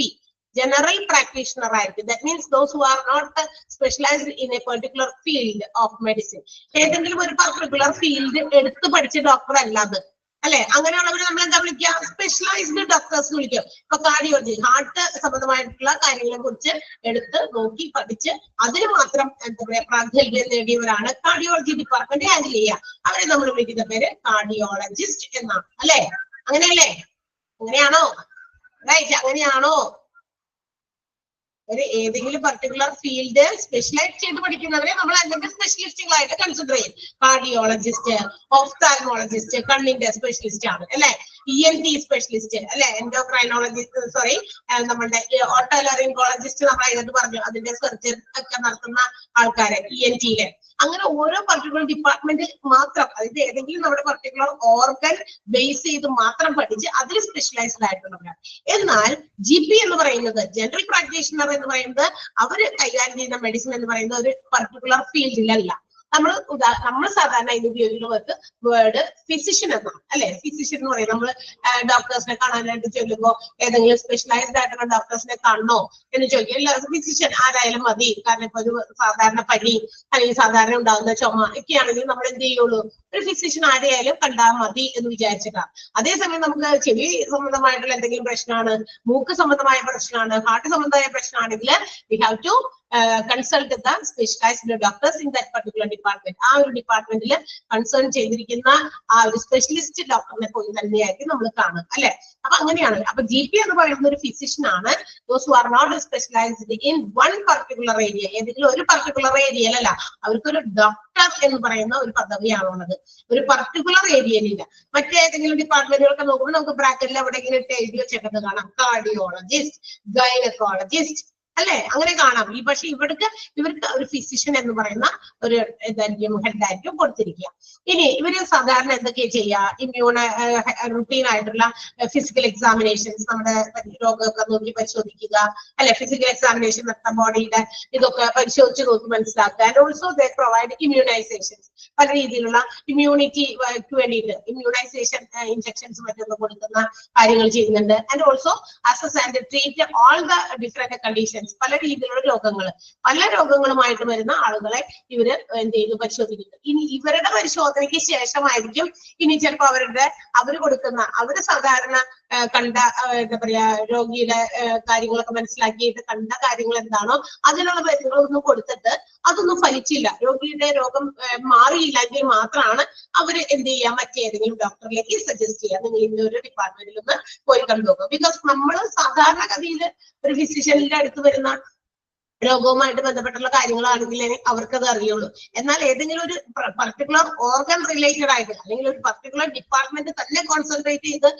നടത്തേണ്ട ചികിത്സയാണെങ്കിൽ അവിടേക്ക് അവര് സജസ്റ്റ് ചെയ്യുന്നു. അപ്പൊ ഫിസിഷ്യനെ ആയിരിക്കും ചിലപ്പോൾ നമ്മൾ ആദ്യം കാണുക, പിന്നീട് ആയിരിക്കും അവര് പറയുമോ ഇതിപ്പോ നമ്മളുടെ ഇപ്പൊ സാധാരണ എന്തെങ്കിലും തരത്തിലുള്ള തലവേദനയൊക്കെ വന്നു വിചാരിക്കും. ഫോർ എക്സാമ്പിൾ, എപ്പോഴും നമുക്ക് തലവേദന കുറച്ച് എല്ലായ്പ്പോഴും നമ്മൾ കുറെ ബാമൊക്കെ തേക്കുന്നു, എന്തെങ്കിലുമൊക്കെ മരുന്ന് കിട്ടുന്നത് കയ്യിൽ നിന്ന് കിട്ടുന്നതൊക്കെ വാങ്ങിച്ച് കഴിക്കുന്നു അല്ലെ, അങ്ങനെ കുറച്ച് ദിവസമൊക്കെ നടക്കും. എന്നിട്ട് മാറാതെ ആകുമ്പോൾ നമ്മൾ ഏതെങ്കിലും ഫിസിഷ്യനെ പോയി കാണും. അപ്പൊ ഡോക്ടർ അതിന്റെ സാധാരണ വരുന്ന രോഗത്തിന് തലവേദനയ്ക്കുള്ള മരുന്നുകളൊക്കെ പ്രൊവൈഡ് ചെയ്യും, ചിലപ്പോൾ നമുക്ക് കിട്ടാമെന്നൊക്കെ വിചാരിച്ചിട്ട് അങ്ങനെയും കൊടുക്കും.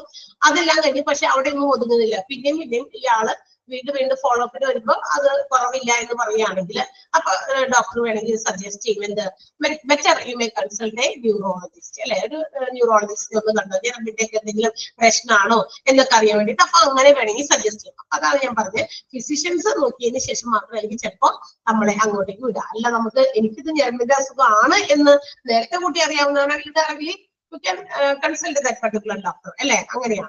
അപ്പൊ ഈ പറയുന്ന ഡോക്ടേഴ്സ് സാധാരണ അവരുടെ റുട്ടീൻ ഹെൽത്ത് കെയർ നടത്തുന്നുണ്ട്. ഫിസിക്കൽ എക്സാമിനേഷൻസും ഇമ്മ്യൂണൈസേഷൻസും ആണ് റുട്ടീൻ ഹെൽത്ത് കെയറിന്റെ അർഹത, അല്ലെങ്കിൽ അതിനകത്ത് വരുന്നതാണ് അതൊക്കെ. And also many different kinds of conditions of illness, injuries ഒക്കെ ഇവര് കൈകാര്യം ചെയ്യുന്നുണ്ട്.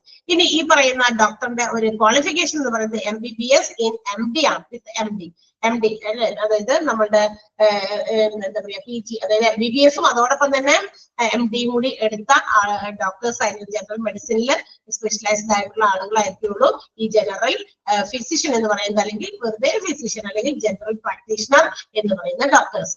അപ്പൊ അവർക്ക് പർട്ടിക്കുലർ ഒരു ഫീൽഡ് ഇല്ല, അവരെല്ലാം കൈകാര്യം ചെയ്യും. അവരുടെ കയ്യിൽ അവർക്ക് പറ്റുന്നില്ല എങ്കിൽ മാത്രമാണ് മറ്റ് സ്ഥലങ്ങളിലേക്ക് സജസ്റ്റ് ചെയ്യുന്നത് പേഷ്യന്റിനെ. ഓക്കെ, അപ്പൊ കിട്ടിയോ എന്താണ് ജനറൽ മെഡിസിൻ എന്ന്? അഡൽട്ട് ട്രീറ്റ്മെന്റുകൾക്ക് വേണ്ടിയിട്ടുള്ളതാണ് ജനറൽ പ്രാക്ടീഷണർ എന്ന് പറഞ്ഞ് എഴുതിയേക്കണം. സെന്റൻസ് ഒന്ന് അണ്ടർലൈൻ ചെയ്യാമോ? General practitioner or GP is a physician who is not specialized in one particular area of medicine എന്ന് പറഞ്ഞ സെന്റൻസ് ഒന്ന് അണ്ടർലൈൻ ചെയ്യാം. ആൻഡ് ഓൾസോ ഇത് തൊട്ട് താഴെ റുട്ടീൻ ഹെൽത്ത് കെയർ, ഏതൊക്കെയാണ് റുട്ടീൻ ഹെൽത്ത് കെയറിൽ വന്നേക്കണേ? അതായത് നമ്മുടെ ഫിസിക്കൽ എക്സാമിനേഷനും അതുപോലെ ഇമ്മ്യൂണൈസേഷനും. ഓക്കെ, അത് രണ്ടുമാണ്. അതും ഒന്ന് അണ്ടർലൈൻ ചെയ്യാം. ആൻഡ് ഓൾസോ ഈ ജനറൽ ഫിസിഷ്യന്റെ ഒരു ക്വാളിഫിക്കേഷൻ അവിടെ എടുത്തു പറഞ്ഞേക്കുന്നതുകൊണ്ട് അതും അണ്ടർലൈൻ ചെയ്യാം. MBBS വിത്ത് MD. ഓക്കെ, ഈ നോട്ടിൽ ഉള്ളത് മാത്രമേ നമുക്ക് എക്സാമിനൊക്കെ വരുന്നുള്ളൂ. ചിലതൊന്ന് നോട്ട് ചെയ്യാൻ പറയുന്നത് ചില രോഗം, ചില അവയവം ഒക്കെ ആയതുകൊണ്ട് മാത്രമാണ്. അത് നമുക്ക് നമ്മുടെ ഇൻഫോർമേഷനിലേക്ക് വേണ്ടിയിട്ടാണ്, നമുക്ക് ഇൻഫോർമേറ്റീവ് ആകാൻ വേണ്ടി മാത്രം അത് എഴുതി തന്നുള്ളൂ. എക്സ്റ്റൻഡഡ് നോട്ട്സ് ഒന്നും നമുക്ക് ഇവിടെ ബാധകമല്ല. ബിക്കോസ് ഈ പറയുന്ന കാര്യങ്ങൾ തന്നെ ഇനഫാണ്, ഇഷ്ടംപോലെ ഉണ്ട് നമുക്ക് പഠിക്കാൻ. ഇത് ഇച്ചിരിയൊക്കെ ഇപ്പൊ വരണുള്ളൂ. പക്ഷെ ഇത് ഇച്ചിരി പലതുള്ളി പെരുവെള്ളമാകും എന്നതുപോലെ കുറെ കഴിയുമ്പോഴേക്കും കുറച്ച് കൂടുതൽ ഉണ്ടാവും. അപ്പൊ അതുകൊണ്ട് ഇവിടെ ഉള്ളത് മതി നമ്മൾ പഠിച്ചാൽ. ഓക്കെ, ജസ്റ്റ് നിങ്ങൾക്ക് ഇൻഫോർമേറ്റീവ് ആകാൻ വേണ്ടി മാത്രമാണ് ആ പറഞ്ഞ കാര്യം ഒന്ന് നോട്ട് ചെയ്യാൻ പറയുന്നത്. Okay, so let's move to the next department. പോകാനോ അടുത്തതിലേക്ക്? ഗ്യാസ്ട്രോഎൻട്രോളജി പറയട്ടെ? ഓക്കെ അല്ലേ എല്ലാവരും? ഓക്കെ, നിങ്ങളിങ്ങനെ വയറപ്പിച്ചിരിക്കുന്നതുകൊണ്ട് എന്തെങ്കിലും റെസ്പോൺസ്, ഒരു സംഭവം എന്തെങ്കിലും ഒരു യെസ് എന്നൊക്കെ മൂടുമ്പോ നമ്മള് മനസ്സിലാക്കിക്കോളാം. ഓക്കെ,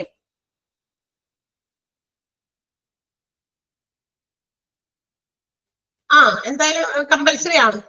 ഇവിടെ പറഞ്ഞിട്ടുണ്ടല്ലോ നമുക്ക് പെയിന്റിങ്, FAINTING. അതെ, അതെന്താ സൗണ്ട് ബ്രേക്ക് ആവണ്ടോ ആർക്കെങ്കിലും? വേറെ ആർക്കെങ്കിലും? ഇത്ര സ്പീഡിലൊന്നും പറഞ്ഞിട്ടില്ല ഞാൻ. ഈ എൻഡോക്രൈനോളജി തുടങ്ങി നമ്മൾ ഇന്ന് എടുത്തിട്ടുള്ളൂ. മൂന്നാമത്തെ ഒരു കുഞ്ഞു ഡിപ്പാർട്ട്മെന്റ് നമ്മൾ പറഞ്ഞു നിർത്തിയുള്ളൂ ഇത്രയും സമയം കൊണ്ട്. ഇത്ര സ്പീഡാണോ? സ്പീഡായിട്ട് തോന്നുന്നുണ്ടോ എല്ലാവർക്കും? മൂന്നും പ്രാവശ്യമൊക്കെ ഞാൻ എടുത്തെടുത്ത് പറയുന്നുണ്ടല്ലോ. പിന്നെന്താ അങ്ങനെ പറയണേ? നമ്മള് പറയുന്ന കാര്യം തന്നെ വീണ്ടും റിപ്പീറ്റ് ചെയ്യും. സ്പീഡ് ചില ആളുകളുടെ ഒരു ഇതായിരിക്കും അല്ലെ. സംസാരിക്കുമ്പോ ചിലപ്പോ ചിലര് സ്പീഡിൽ സംസാരിക്കും, ചിലര് ഭയങ്കര സ്ലോയിൽ സംസാരിക്കും. അത് ഓരോരുത്തരുടെ ഇതാണ്. പക്ഷെ നിങ്ങൾക്ക് കാര്യം മനസ്സിലാകുന്നുണ്ടോ എന്ന് നോക്കുക, പറയുക. അണ്ടർസ്റ്റാൻഡ് ആകുന്നില്ലെങ്കിൽ മാത്രം പറയുക. ഓക്കെ, സൗമ്യാണോ? ആരാ ചോദിച്ചത്? സൗമ്യ എന്നാണോ?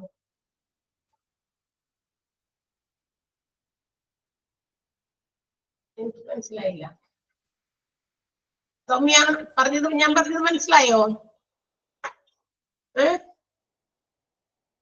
അതായത് ഓക്കെ, അതായത് നമ്മള് ഇങ്ങനെ സ്വാഭാവികമായിട്ടും ഒരു സംസാരിക്കുമ്പോ ഉണ്ടാകുന്ന സ്പീഡ് ആണോ, നിങ്ങൾക്ക് കാര്യം മനസ്സിലാകുന്നുണ്ടോ എന്നാണ്.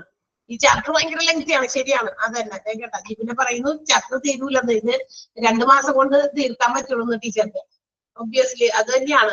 ഇങ്ങനെ ഇത്രയും സ്പീഡിൽ കുറഞ്ഞു പോയി കഴിഞ്ഞാൽ ഇത് പറഞ്ഞ കാര്യം തന്നെ ഞാൻ വീണ്ടും 2-3 പ്രാവശ്യം റിപ്പീറ്റ് ചെയ്യുന്നുണ്ട്. പിന്നെ മാത്രമല്ല അവിടെ കിടക്കുന്ന സെന്റൻസും ഇടയ്ക്ക് എടുത്ത് പറയുന്നുണ്ട്. ഫുൾ സെന്റൻസ് ഞാൻ പറയേണ്ട ആവശ്യമില്ല, because you can read it. അല്ലെ, നിങ്ങൾക്ക് വായിക്കാൻ പറ്റുമല്ലോ. ഞാനത് എടുത്ത് വായിക്കേണ്ട ആവശ്യമൊന്നും ഉണ്ടെന്ന് എനിക്ക് തോന്നുന്നില്ല. നിങ്ങൾ വായിച്ചു നോക്കണം, അല്ലെങ്കിൽ നിങ്ങൾ വായിക്കില്ല. അതുകൊണ്ടാണ് ഞാൻ അവിടെ നോക്കി വായിച്ച് ഓരോ സെന്റൻസിന്റെ മീനിങ് പറഞ്ഞാല് നിങ്ങൾ വായിക്കില്ല. അത് നമ്മൾ English text book, Malayalam text book ഒക്കെ വായിച്ച് അർത്ഥം പറഞ്ഞു കൊടുക്കുന്ന രീതിയായിരിക്കും അല്ലെ. അത് വേണ്ടല്ലോ, നിങ്ങൾ വായിച്ചു നോക്കുക. അവിടെ കിടക്കുന്ന കാര്യങ്ങളൊക്കെ തന്നെ ഞാൻ പറഞ്ഞിട്ടുള്ളൂ. അധികമായി പറഞ്ഞ കാര്യം ഞാനൊന്ന് ജസ്റ്റ് നോട്ട് ചെയ്യാൻ വേണ്ടി പറഞ്ഞത് മാത്രമേ ഉള്ളൂ. വേണ്ടെങ്കിൽ വേണ്ട, നിങ്ങൾക്ക് വേണ്ടെങ്കിൽ വേണ്ട. നിങ്ങൾ അവിടെയുള്ള നോട്ട് മാത്രം പഠിച്ചാൽ മതി. ഞാൻ ആർക്കെങ്കിലും ഇന്ന ഓർഗൻ അല്ലെങ്കിൽ ഇന്നത് ഇതെന്താണ് ഹൈപ്പോതലാമസത്തിന്റെ സാധന എന്നറിയണമെങ്കിൽ വേണമെങ്കിൽ മാത്രം എഴുതിയിരുന്നാൽ മതി. Otherwise leave it. Okay, gastroenterology ആണ് അടുത്ത ഡിപ്പാർട്ട്മെന്റ്. സോ ദാറ്റ് മീൻസ് അടുത്ത ഡിപ്പാർട്ട്മെന്റ് എന്താ? ഗ്യാസ്ട്രോ മീൻസ് അപ്പൊ തന്നെ നമുക്ക് മനസ്സിലായി എവിടെ ഫോം ചെയ്ത സാധനം. ഗ്യാസ്, സ്റ്റൊമക്ക് റിലേറ്റഡ് ആയിട്ടുള്ള പ്രോബ്ലംസ് ആണ്. അബ്ഡോമിനൽ റിലേറ്റഡ് മെഡിസിൻ ആണ് ഗ്യാസ്ട്രോഎൻട്രോളജി എന്ന് പറയുന്നത്. ഇത്രയും സമയം കൊണ്ട് ഞാൻ 3 ഡിപ്പാർട്ട്മെന്റ് മാത്രമേ പറഞ്ഞിട്ടുള്ളൂ കേട്ടോ. 3 ഡിപ്പാർട്ട്മെന്റ്. അപ്പൊ നിങ്ങൾ സ്പീഡ് എന്ന് പറയുമ്പോൾ ആ ഉദ്ദേശിക്കുന്ന കാര്യം എന്താണെന്ന് എനിക്ക് വ്യക്തമല്ല. ഓക്കെ, ഒന്ന് ശ്രദ്ധിച്ചിരിക്കണേ. ഇടയ്ക്കിടയ്ക്ക് എഴുന്നേറ്റ് വേറെ സ്ഥലത്തേക്ക് പോകരുത്. ഓക്കെ, ഇനി അപ്പൊ എന്തായിരിക്കും? അപ്പൊ ഇവിടെ എന്തൊക്കെ കാര്യത്തിനായിരിക്കും ഇവിടെ ട്രീറ്റ്മെന്റ്? വയറിനകത്തുള്ള സാധനങ്ങളായിരിക്കും അന്നേരം അല്ലെ. വയറിനകത്ത് എന്തൊക്കെയുണ്ട്? Diagnosis and treatment of the conditions which affect the esophagus, stomach, small intestine, large intestine, liver, pancreas, gallbladder, colon and rectum. Okay, ഇതൊക്കെയാണ് അപ്പൊ ഈ പറയുന്ന അവയവങ്ങൾ. അപ്പൊ നേരത്തെ നമ്മൾ എൻഡോക്രൈനോളജിയിൽ എൻഡോക്രൈൻ സിസ്റ്റത്തിൽ എന്തൊക്കെ ഓർഗൻസ് ആണ് വന്നതെന്നുള്ളത് നമ്മൾ നേരെ കണ്ടു. ഇവിടെ നമ്മുടെ അബ്ഡോമിനൽ റിലേറ്റഡ് ആയിട്ടുള്ള മെഡിസിൻ ആണ് ഗ്യാസ്ട്രോ എൻട്രോളജി എന്ന് പറയുമ്പോൾ ആ ഗ്യാസ്ട്രോ എൻട്രോളജി എന്ന് പറയുന്ന ഡിപ്പാർട്ട്മെന്റിൽ അവർ ഉൾപ്പെടുത്തുന്ന അല്ലെങ്കിൽ അത്തരം സ്പെഷ്യലൈസ്ഡ് ആയിട്ടുള്ള ട്രീറ്റ്മെന്റുകൾ കൊടുക്കുന്നത് പ്രത്യേകിച്ചും ഈസോഫാഗസ്, അതുപോലെ തന്നെ stomach, small intestine, large intestine, colon, rectum, liver, pancreas, gallbladder, ഇതൊക്കെയാണ്. അത് ഇതിനെയൊക്കെ സംബന്ധിക്കുന്ന രോഗങ്ങൾക്ക് വേണ്ടിയിട്ടാണ്. അപ്പൊ നമ്മൾ വിചാരിക്കും എന്ത് സാധനം ഈസോഫാഗസ്, ആർക്കെങ്കിലും പറയാമോ എന്താണ് ഈസോഫാഗസ് എന്ന് പറയുന്നത്? ഈസോഫാഗസ് കേട്ടിട്ടുണ്ടോ? നമ്മുടെ നമ്മുടെ ഡൈജസ്റ്റീവിന്റെ സിസ്റ്റത്തിലെ ഏറ്റവും പ്രധാനപ്പെട്ട ഒരു അവയവമാണ്. That means it's a long tube. നമ്മളുടെ ഫുഡ് ക്യാരി ചെയ്ത് കൊണ്ടുപോകുന്ന ഒരു ട്യൂബാണ് നമ്മുടെ അതന്നെ ഫുഡ് പൈപ്പ് എന്നൊക്കെ നമുക്ക് പറയാം. അതായത് which carries food particles from our mouth to stomach, അല്ലെ നമ്മുടെ ത്രോട്ടിൽ നിന്നൊക്കെ, മൗത്ത് അല്ല ത്രോട്ടിൽ നിന്ന്, തൊണ്ടയിൽ നിന്ന്, വായിൽ നിന്ന് ഈ കുഴലിലേക്ക് എത്താം. ആ കുഴലിൽ നിന്ന് അത് എവിടെ വരെ എത്തിക്കണം? സ്റ്റോമക്കിലേക്ക് വരെ എത്തിക്കണം. അതിനെന്തെങ്കിലും ഒരു പൈപ്പ് പോലെ സാധനം വേണമല്ലോ. ആ ഒരു സാധനം, ആ ഒരു പൈപ്പിനെയാണ് നമ്മൾ എന്ത് വിളിക്കുക? ഈസോഫാഗസ് എന്ന് വിളിക്കാം. അപ്പൊ സ്റ്റോമക്കിലേക്ക് എത്തിക്കാം. അങ്ങനെ തന്നെ അതുപോലെ തന്നെ സ്റ്റോമക്ക് റിലേറ്റഡ് ആയിട്ടുള്ള പ്രോബ്ലംസ്. സ്മോൾ ഇൻഡസ്റ്റൈൻ ചെറുകുടൽ, ലാർജ് ഇൻഡസ്റ്റൈൻ എന്താണത്?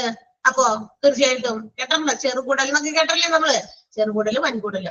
കോളൻ അതിന്റെ മറ്റൊരു പേരാണ്. ലാർജ് ഇൻഡസ്റ്റൈന്റെ മറ്റൊരു പേരാണ്, ബ്രാക്കറ്റ് ഇട്ടിട്ടുണ്ട്. ഇനി മാത്രമല്ല ലിവർ, പാൻക്രിയാസ്. പാൻക്രിയാസ് നമ്മൾ ഡൈജസ്റ്റീവ് എൻസൈംസ് പ്രൊഡ്യൂസ് ചെയ്യുന്നുണ്ട്. നമ്മുടെ ശരീരത്തില് ആവശ്യത്തിന് ഡൈജഷൻസ് ഒക്കെ നടക്കണ്ടേ? എന്തെന്ന് പറയാ, ഡൈജഷൻ എന്താ? ദഹനം അല്ലെ? ദഹനം നടക്കണ്ടേ? അപ്പൊ ദഹനം നടക്കുന്നതിന് ആവശ്യമായിട്ടുള്ള എൻസൈമുകൾ പ്രൊഡ്യൂസ് ചെയ്യണം. നമ്മൾ കഴിക്കുന്ന ആഹാരം എന്ത് പദാർത്ഥമാണോ നമ്മൾ വായിക്കത്തിട്ട് ചൂ ചെയ്ത് ചെറിയ പാർട്ടിക്കിൾസ് ആക്കും. പിന്നെ അത് ഈ പറയുന്ന ഈസോഫാഗസിൽ കൂടിയൊക്കെ കടന്ന് അങ്ങോട്ടും ഇങ്ങോട്ടൊക്കെ തട്ടി ഒരു വേവ് പോലെയാണ് ഫുഡ് നമ്മുടെ അകത്തേക്ക് ഇങ്ങനെ പോണേ. അപ്പൊ അങ്ങനെ തട്ടിയും വീണ്ടും അതിന് ചെറിയ ചെറിയ പാർട്ടിക്കിൾസ് ആയി വീണ്ടും അത് വയറിനകത്ത് എത്തുമ്പോഴേക്കും ഒരു പ്രത്യേക കൺസിസ്റ്റൻസിയിലായിട്ട് മാറും അല്ലെ? അപ്പൊ ദഹന പ്രക്രിയയിൽ ഇതെല്ലാം നടക്കുന്നുണ്ട്. അവസാനം വയറിനകത്ത് ചെല്ലുമ്പോൾ വീണ്ടും അതിനെ ഒരു ലിക്വിഡ് ഫോമിലേക്കോ അങ്ങനെ ഒരു ഫോമിലേക്കോ ആക്കി മാറ്റണമെങ്കിൽ അതിന് വേണ്ട എൻസൈംസ് ഒരു എന്താ പറയുക ദഹന പ്രക്രിയയിൽ സഹായിക്കുന്ന ഹെൽപ്പ് ചെയ്യുന്ന ഒരു സാധനമാണ്. അത് പ്രൊഡ്യൂസ് ചെയ്യുന്നത് നമ്മുടെ പാൻക്രിയാസ് ആണ്. അപ്പൊ അത് പ്രൊഡ്യൂസ് ചെയ്യുന്നത് പാൻക്രിയാസ് എന്ന് പറയുന്ന ഒരു ഓർഗനാണ്. അതുപോലെ ഗാൾ ബ്ലാഡർ, ബ്ലാഡർ എന്ന് പറഞ്ഞാൽ അറിയാലോ, ഗാൾ ബ്ലാഡർ സാക്ക്, ഒരു തരം ഒരു എന്താ പറയാ ഒരു സാക്കാണ്, സഞ്ചി. അതന്നെ ഒരു സഞ്ചി പോലത്തെ സാധനം, പിത്തസഞ്ചി, അതന്നെ മലയാളത്തിൽ അങ്ങനെ പറയും. പിന്നെ കോളൻ നേരത്തെ പറഞ്ഞു, ലാർജ് ഇൻഡസ്റ്റൈൻ ആണെന്ന് പറഞ്ഞു. Rectum that means the end part of that large intestine, നമ്മുടെ വൻകുടലിന്റെ എൻഡ് പാർട്ട്, അറ്റഭാഗം. വൻകുടലുണ്ടല്ലോ, കുടൽ എന്ന് പറയുന്നത് ഇങ്ങനെ കെട്ടിപ്പണിഞ്ഞ് കിടക്കുന്ന പടമൊക്കെ നിങ്ങളുടെ മുഖത്ത് ഓർമ്മയിൽ വന്നിട്ടുണ്ടോ? ചെറിയ ക്ലാസ്സുകളൊക്കെ നമ്മൾ പഠിച്ചിട്ടുണ്ടാവുമല്ലോ അല്ലെ? ഒരു മനുഷ്യന്റെ പടം കൊടുത്തിട്ട് ഒരു എന്താ പറയാ സ്റ്റോമക്കിന്റെ പടം ഇങ്ങനെ തുറന്നു വെച്ചിട്ട് ലാർജ് ഇൻഡസ്റ്റൈനും സ്മോൾ ഇൻഡസ്റ്റൈനും ഒക്കെ കെട്ടിപ്പണിഞ്ഞ് കിടക്കുന്നതൊക്കെ. അപ്പൊ അതിനകത്ത് വൻകുടലിന്റെ ഏറ്റവും അറ്റത്തുള്ള ഒരു ഭാഗം, അതാണ് റെക്ടം എന്ന് പറയുന്നത്. അപ്പൊ ഈ പറയുന്ന അവയവങ്ങൾക്കൊക്കെ ഉണ്ടാകുന്ന പലതരത്തിലുള്ള ഡിസീസസിനെ എല്ലാം എന്ത് ചെയ്യുന്നു? ട്രീറ്റ് ചെയ്യുന്നതാണ് നമ്മുടെ gastro enterology. And in this department, ഈ ഒരു ഡിപ്പാർട്ട്മെന്റിലാണ് നമ്മൾ സാധാരണ കേൾക്കുന്ന എൻഡോസ്കോപ്പി എന്ന് പറയുന്ന ഒരു എന്താ പറയാ ഒരു ഡയഗ്നോസിസ് രീതി നടക്കുന്നത്. കേട്ടിട്ടുണ്ടല്ലോ എൻഡോസ്കോപ്പി എന്ന് എല്ലാവരും കേട്ടിട്ടുണ്ടായിരിക്കും അല്ലെ? ഇങ്ങനെ വായിക്കാത്തതുകൊണ്ട് കൊള്ളർക്കിയത് നമ്മുടെ വയറിനകത്ത് ഉണ്ടാകുന്ന പ്രശ്നങ്ങൾ എന്താണെന്ന് കണ്ടുപിടിക്കാൻ വേണ്ടിയിട്ടുള്ള ഒരു ട്രീറ്റ്മെന്റ് ആണ് എൻഡോസ്കോപ്പി എന്ന് പറയുന്നത് അല്ലെ? അപ്പൊ അത് ഇൻവെസ്റ്റിഗേറ്റ് ചെയ്യണം. പല നമ്മുടെ ശരീരത്തിലെ പല അസുഖങ്ങൾക്കും ഏറ്റവും കൂടുതൽ പങ്കുവഹിക്കുന്നത് ഈ വയറിന്റെ പ്രശ്നങ്ങളൊക്കെ തന്നെയാണ് കേട്ടോ. അപ്പൊ അങ്ങനെ വരുമ്പോ വയറിനകത്ത് എന്തൊക്കെ പ്രശ്നമുണ്ടെന്ന് തുറന്നു വെച്ചിട്ട് നോക്കാൻ പറ്റുന്ന സാധനമല്ലല്ലോ. ഇതുപോലെയുള്ള ഈ എൻഡോസ്കോപ്പി നടത്തിയിട്ടാണ്. അപ്പൊ ഇതിനൊക്കെ സ്പെഷ്യലി ഡിസൈൻഡ് ആയിട്ടുള്ള ക്യാമറകളൊക്കെ അതിന് വേണ്ടിയിട്ടുണ്ട്. അപ്പൊ അതിന് അമ്മയ്ക്ക് ചെയ്തിട്ടുണ്ട് എന്ന് പറഞ്ഞു. അതെ, ഒരുപാട് പേർക്ക് എന്താ പറയാ സ്റ്റമക്ക് റിലേറ്റഡ് ആയിട്ടുള്ള പ്രോബ്ലംസ് ഉണ്ട്. കൂടുതലും നമ്മളുടെ ലൈഫ് സ്റ്റൈലും നമ്മുടെ ഫുഡ് ഹാബിറ്റ്സും ഒക്കെ തന്നെയാണ്. നമ്മൾ നേരത്തിന് ഫുഡ് കഴിക്കാതിരിക്കുക, കൂടുതലും നമ്മൾ ഫാസ്റ്റ് ഫുഡുകളെ ആശ്രയിക്കുക, ഇതൊക്കെ കൂടുതൽ കഴിക്കുമ്പോൾ അതനുസരിച്ച് നമ്മളുടെ ശരീരത്തിന്റെ അവയവങ്ങൾക്ക് ഇതുപോലെയുള്ള കേടുപാടുകളൊക്കെ വരും. അപ്പൊ ഡൈജഷൻ ഒക്കെ പ്രോപ്പറായിട്ട് നടക്കില്ല. ഡൈജഷൻ പ്രോപ്പർ ആയില്ലെങ്കിൽ പല പല പ്രശ്നങ്ങളും ഉണ്ടാകും. അപ്പൊ അങ്ങനെയൊക്കെ വരുമ്പോൾ ഡോക്ടേഴ്സ് ചെയ്തു നോക്കുന്നതാണ് ഇൻവെസ്റ്റിഗേഷൻ രീതിയാണ് എൻഡോസ്കോപ്പി എന്ന് പറയുന്നത് ഫോർ ദിസ് പർപ്പസ്. അപ്പൊ അതിന് വേണ്ടിയിട്ട് ഇങ്ങനെ എൻഡോസ്കോപ്പി ഒക്കെ നടത്തി കാര്യങ്ങൾ മനസ്സിലാക്കണമെങ്കിൽ സാധാരണ നേഴ്സസ് അല്ല ഈ പറയുന്ന ഡിപ്പാർട്ട്മെന്റിൽ ഹെൽപ്പ് ചെയ്യുന്നത് ഡോക്ടേഴ്സിനെ. So special nurses are open posted in this department. അതിനു വേണ്ടിയിട്ട് പ്രത്യേകം ആ ഒരു കാര്യങ്ങൾ പഠിച്ച നേഴ്സസ് തന്നെയാണ് എൻഡോസ്കോപ്പി പോലെയുള്ള കാര്യങ്ങൾ നടത്തി ഇൻവെസ്റ്റിഗേഷൻസ് നടത്താനൊക്കെ ഹെൽപ്പുള്ള, അതിന് എന്താ പറയാ പ്രാക്ടിക്കലായിട്ട് നോളജ് ഉള്ള നേഴ്സസ്, സ്പെഷ്യൽ നേഴ്സസിനെയാണ് ഈ ഗാസ്ട്രോഎൻട്രോളജി എന്ന് പറയുന്ന ഡിപ്പാർട്ട്മെന്റിൽ പോസ്റ്റ് ചെയ്തിരിക്കുന്നത് എന്നുള്ള കാര്യം മറക്കണ്ട. സാധാ യൂഷ്വൽ നഴ്സിംഗ്, PSC നഴ്സിംഗ് ഒക്കെ പഠിച്ചവരെക്കാൾ ഉപരി സ്പെഷ്യൽ നഴ്സസ് ആയിരിക്കും ഈ ഒരു ഡിപ്പാർട്ട്മെന്റിൽ ഉണ്ടാകുക ഡോക്ടേഴ്സിനെ ഹെൽപ്പ് ചെയ്യാനായിട്ട്. And also they have to perform wide range of bowel investigations. വയറ് സംബന്ധമായിട്ടുള്ള പ്രധാനപ്പെട്ട ചില കണ്ടെത്തലുകളൊക്കെ ഈ പറയുന്ന നഴ്സസ് നടത്തണം അതിനു വേണ്ടിയിട്ട്. അപ്പൊ സാധാരണ നഴ്സസിന് ചിലപ്പോൾ അതിന് അറിയില്ലായിരിക്കാം. അതിനുള്ള നോളജ് ഈ പറയുന്ന സ്പെഷ്യൽ നഴ്സസ് ഈ എൻഡോസ്കോപ്പി ചെയ്യാനും അതിന്റെ ഇൻവെസ്റ്റിഗേഷൻസ് നടത്തി അതിന്റെ രോഗത്തിന്റെ കാരണം എന്താന്നൊക്കെ ചിലത് കാര്യങ്ങളൊക്കെ മനസ്സിലാക്കിയെടുത്ത് അത് ആരിലേക്ക് കൈമാറണം, ഡോക്ടേഴ്സിനെ അറിയിക്കണം. അപ്പൊ അതിന് വേണ്ടിയിട്ടാണ് ഈ സ്പെഷ്യൽ നഴ്സസിനെ ഇവിടെ അപ്പോയിന്റ് ചെയ്തിരിക്കുന്നത്. ഓക്കെ, അപ്പൊ special nurses are posted in this department and they are capable of performing wide range of bowel investigations എന്ന് പറയുന്ന ആ ഒരു ലൈൻ ഒന്ന് അണ്ടർലൈൻ ചെയ്ത് വെച്ചേക്കാം.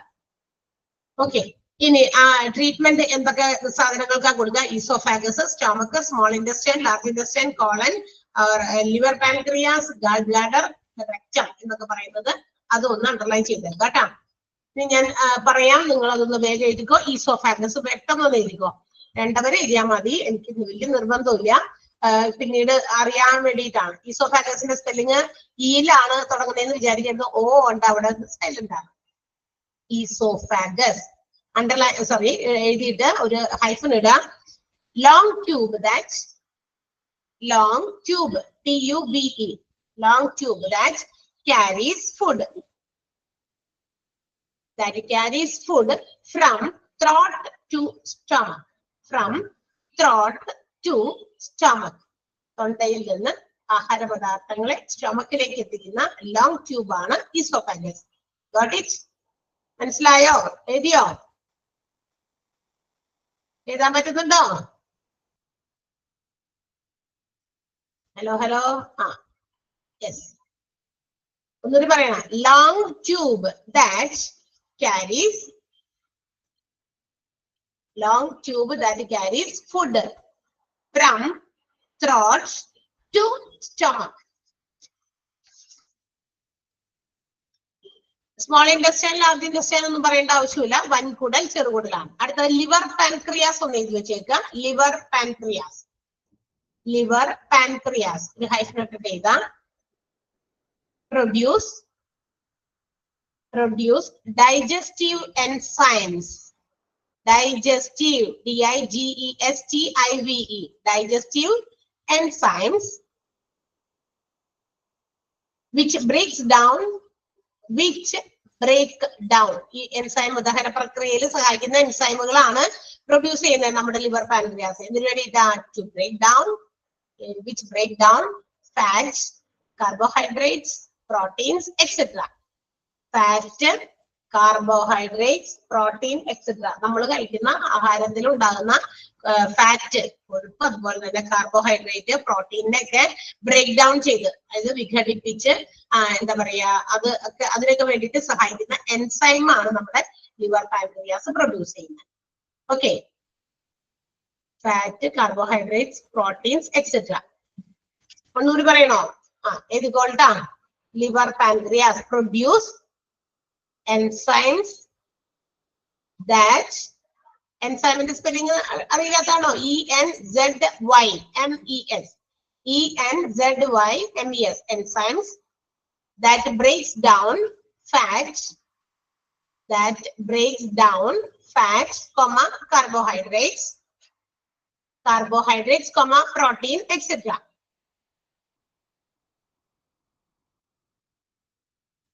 അടുത്തത് ഏതാ?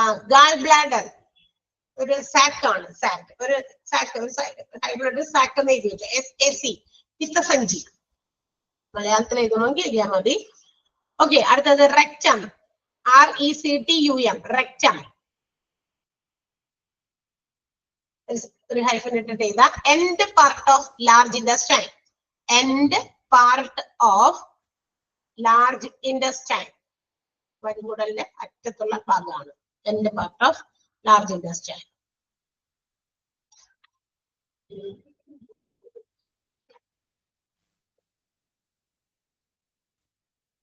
Okay, yes. അടുത്തത് ഒരു കുഞ്ഞു ഡിപ്പാർട്ട്മെന്റ് ആണ്, അതുകൂടി ഞാൻ പറഞ്ഞേക്കാം. ഹെപ്പറ്റോളജി ആണ്. ലാർജ് ഇൻഡസ്റ്റൈൻ, വൻകുടൽ. നോട്ട് നിങ്ങളുടെ ടെക്സ്റ്റ് ബുക്കിലെ നോട്ടിലൊന്ന് നോക്കിയേ, ഇല്ലേ അവിടെ? നമ്മള് ഓരോ കാര്യവും പറയുമ്പോൾ ഓരോ ഡിപ്പാർട്ട്മെന്റ് ഓരോ ക്ലാസ്സിലും ഓരോ ടീച്ചേഴ്സ് പറയുമ്പോൾ ആ നോട്ട് കയ്യിൽ നിങ്ങളുടെ ടെക്സ്റ്റ് ബുക്ക് ഓപ്പൺ ചെയ്ത് വെച്ചിട്ട് അതൊന്ന് വായിക്കുമ്പോൾ അല്ലെങ്കിൽ ടീച്ചേഴ്സ് എക്സ്പ്ലെയിൻ ചെയ്യുമ്പോൾ അത് ഏത് സെന്റൻസിനെ ആയിരിക്കാം പറയുന്നത് എന്നൊക്കെ ഒന്ന് നോട്ട് ചെയ്ത് പോകാവുന്ന അണ്ടർലൈൻ ഒക്കെ ചെയ്ത് അങ്ങനെയൊക്കെ നമ്മൾ പഠിക്കുക. ചിലപ്പോൾ കുറെ ഗ്യാപ്പൊക്കെ ഉള്ള ആൾക്കാരൊക്കെ ഉണ്ടായിരിക്കും പഠിച്ചിട്ടേ. അപ്പൊ അതുകൊണ്ടാണ്. അപ്പൊ നമുക്ക് പെട്ടെന്ന് ചിലപ്പോൾ അതിലേക്ക് എത്താൻ ഇച്ചിരി സമയം എടുക്കും. കുറച്ച് ദിവസം കഴിയുമ്പോൾ ഓക്കെ ആയിക്കോളും. ഓക്കെ, ഹെപ്പറ്റോളജി ആണ് അടുത്തത്. Hepatology is the super speciality which deals with the diagnosis and treatment for the patients those who are suffering from liver disorders. നമ്മുടെ ലിവർ, കരൾ സംബന്ധമായിട്ടുള്ള രോഗങ്ങൾക്ക്, കരളിന്റെ ഡിസോർഡേഴ്സ് ഒക്കെ ഉണ്ടാവുമല്ലോ, അതിനു വേണ്ടിയിട്ടുള്ള പ്രധാനപ്പെട്ട അല്ലെങ്കിൽ പ്രത്യേകമായിട്ടുള്ള ഒരു ഡിപ്പാർട്ട്മെന്റ് ആണ്. അതിന്റെ കരൾ സംബന്ധമായിട്ടുള്ള രോഗങ്ങൾ എന്താണെന്ന് നിർണ്ണയിക്കുക, അതിന്റെ നിവാരണങ്ങൾ നടത്തുക, അതിന്റെ ട്രീറ്റ്മെന്റ് കൊടുക്കുക, അത്തരം കരൾ സംബന്ധമായിട്ടുള്ള രോഗങ്ങൾ വരാതിരിക്കാനായിട്ടുള്ള പ്രിവെൻഷൻ പ്രിക്കോഷൻസ് എടുക്കാനൊക്കെ വേണ്ടി ഹെൽപ്പ് ചെയ്യുന്ന ഡിപ്പാർട്ട്മെന്റ് ആണ് ഹെപ്പറ്റോളജി. അതായത് സ്മോൾ ലെറ്റർ, അതിങ്ങനെ ലെറ്റർ എഴുതി ഇപ്പൊ അങ്ങനെ ആയിപ്പോയതാണ്. അതടുത്തൊരു ഡിപ്പാർട്ട്മെന്റ് ആണ് ഹെപ്പറ്റോളജി എന്ന് പറയുന്നത്. ഓക്കെ, ലിവർ ഡിസോർഡേഴ്സിന് വേണ്ടിയിട്ട്, അത്തരം പേഷ്യൻസിന് വേണ്ടിയിട്ടുള്ള ഒരു ഡിപ്പാർട്ട്മെന്റ് ആണ്. അപ്പൊ ഇമ്പോർട്ടന്റ് ആണ്. ഓരോ ഡിപ്പാർട്ട്മെന്റ് ഇമ്പോർട്ടന്റ് ആണ്. ഓരോ ഡിപ്പാർട്ട്മെന്റിലും ഏതൊക്കെ ഓർഗൻസ്, എന്തൊക്കെ രോഗങ്ങൾ, എന്തൊക്കെ ട്രീറ്റ്മെന്റുകൾ എന്നുള്ളതൊക്കെ മെൻഷൻ ചെയ്ത് പറഞ്ഞിട്ടുണ്ടായിരിക്കും.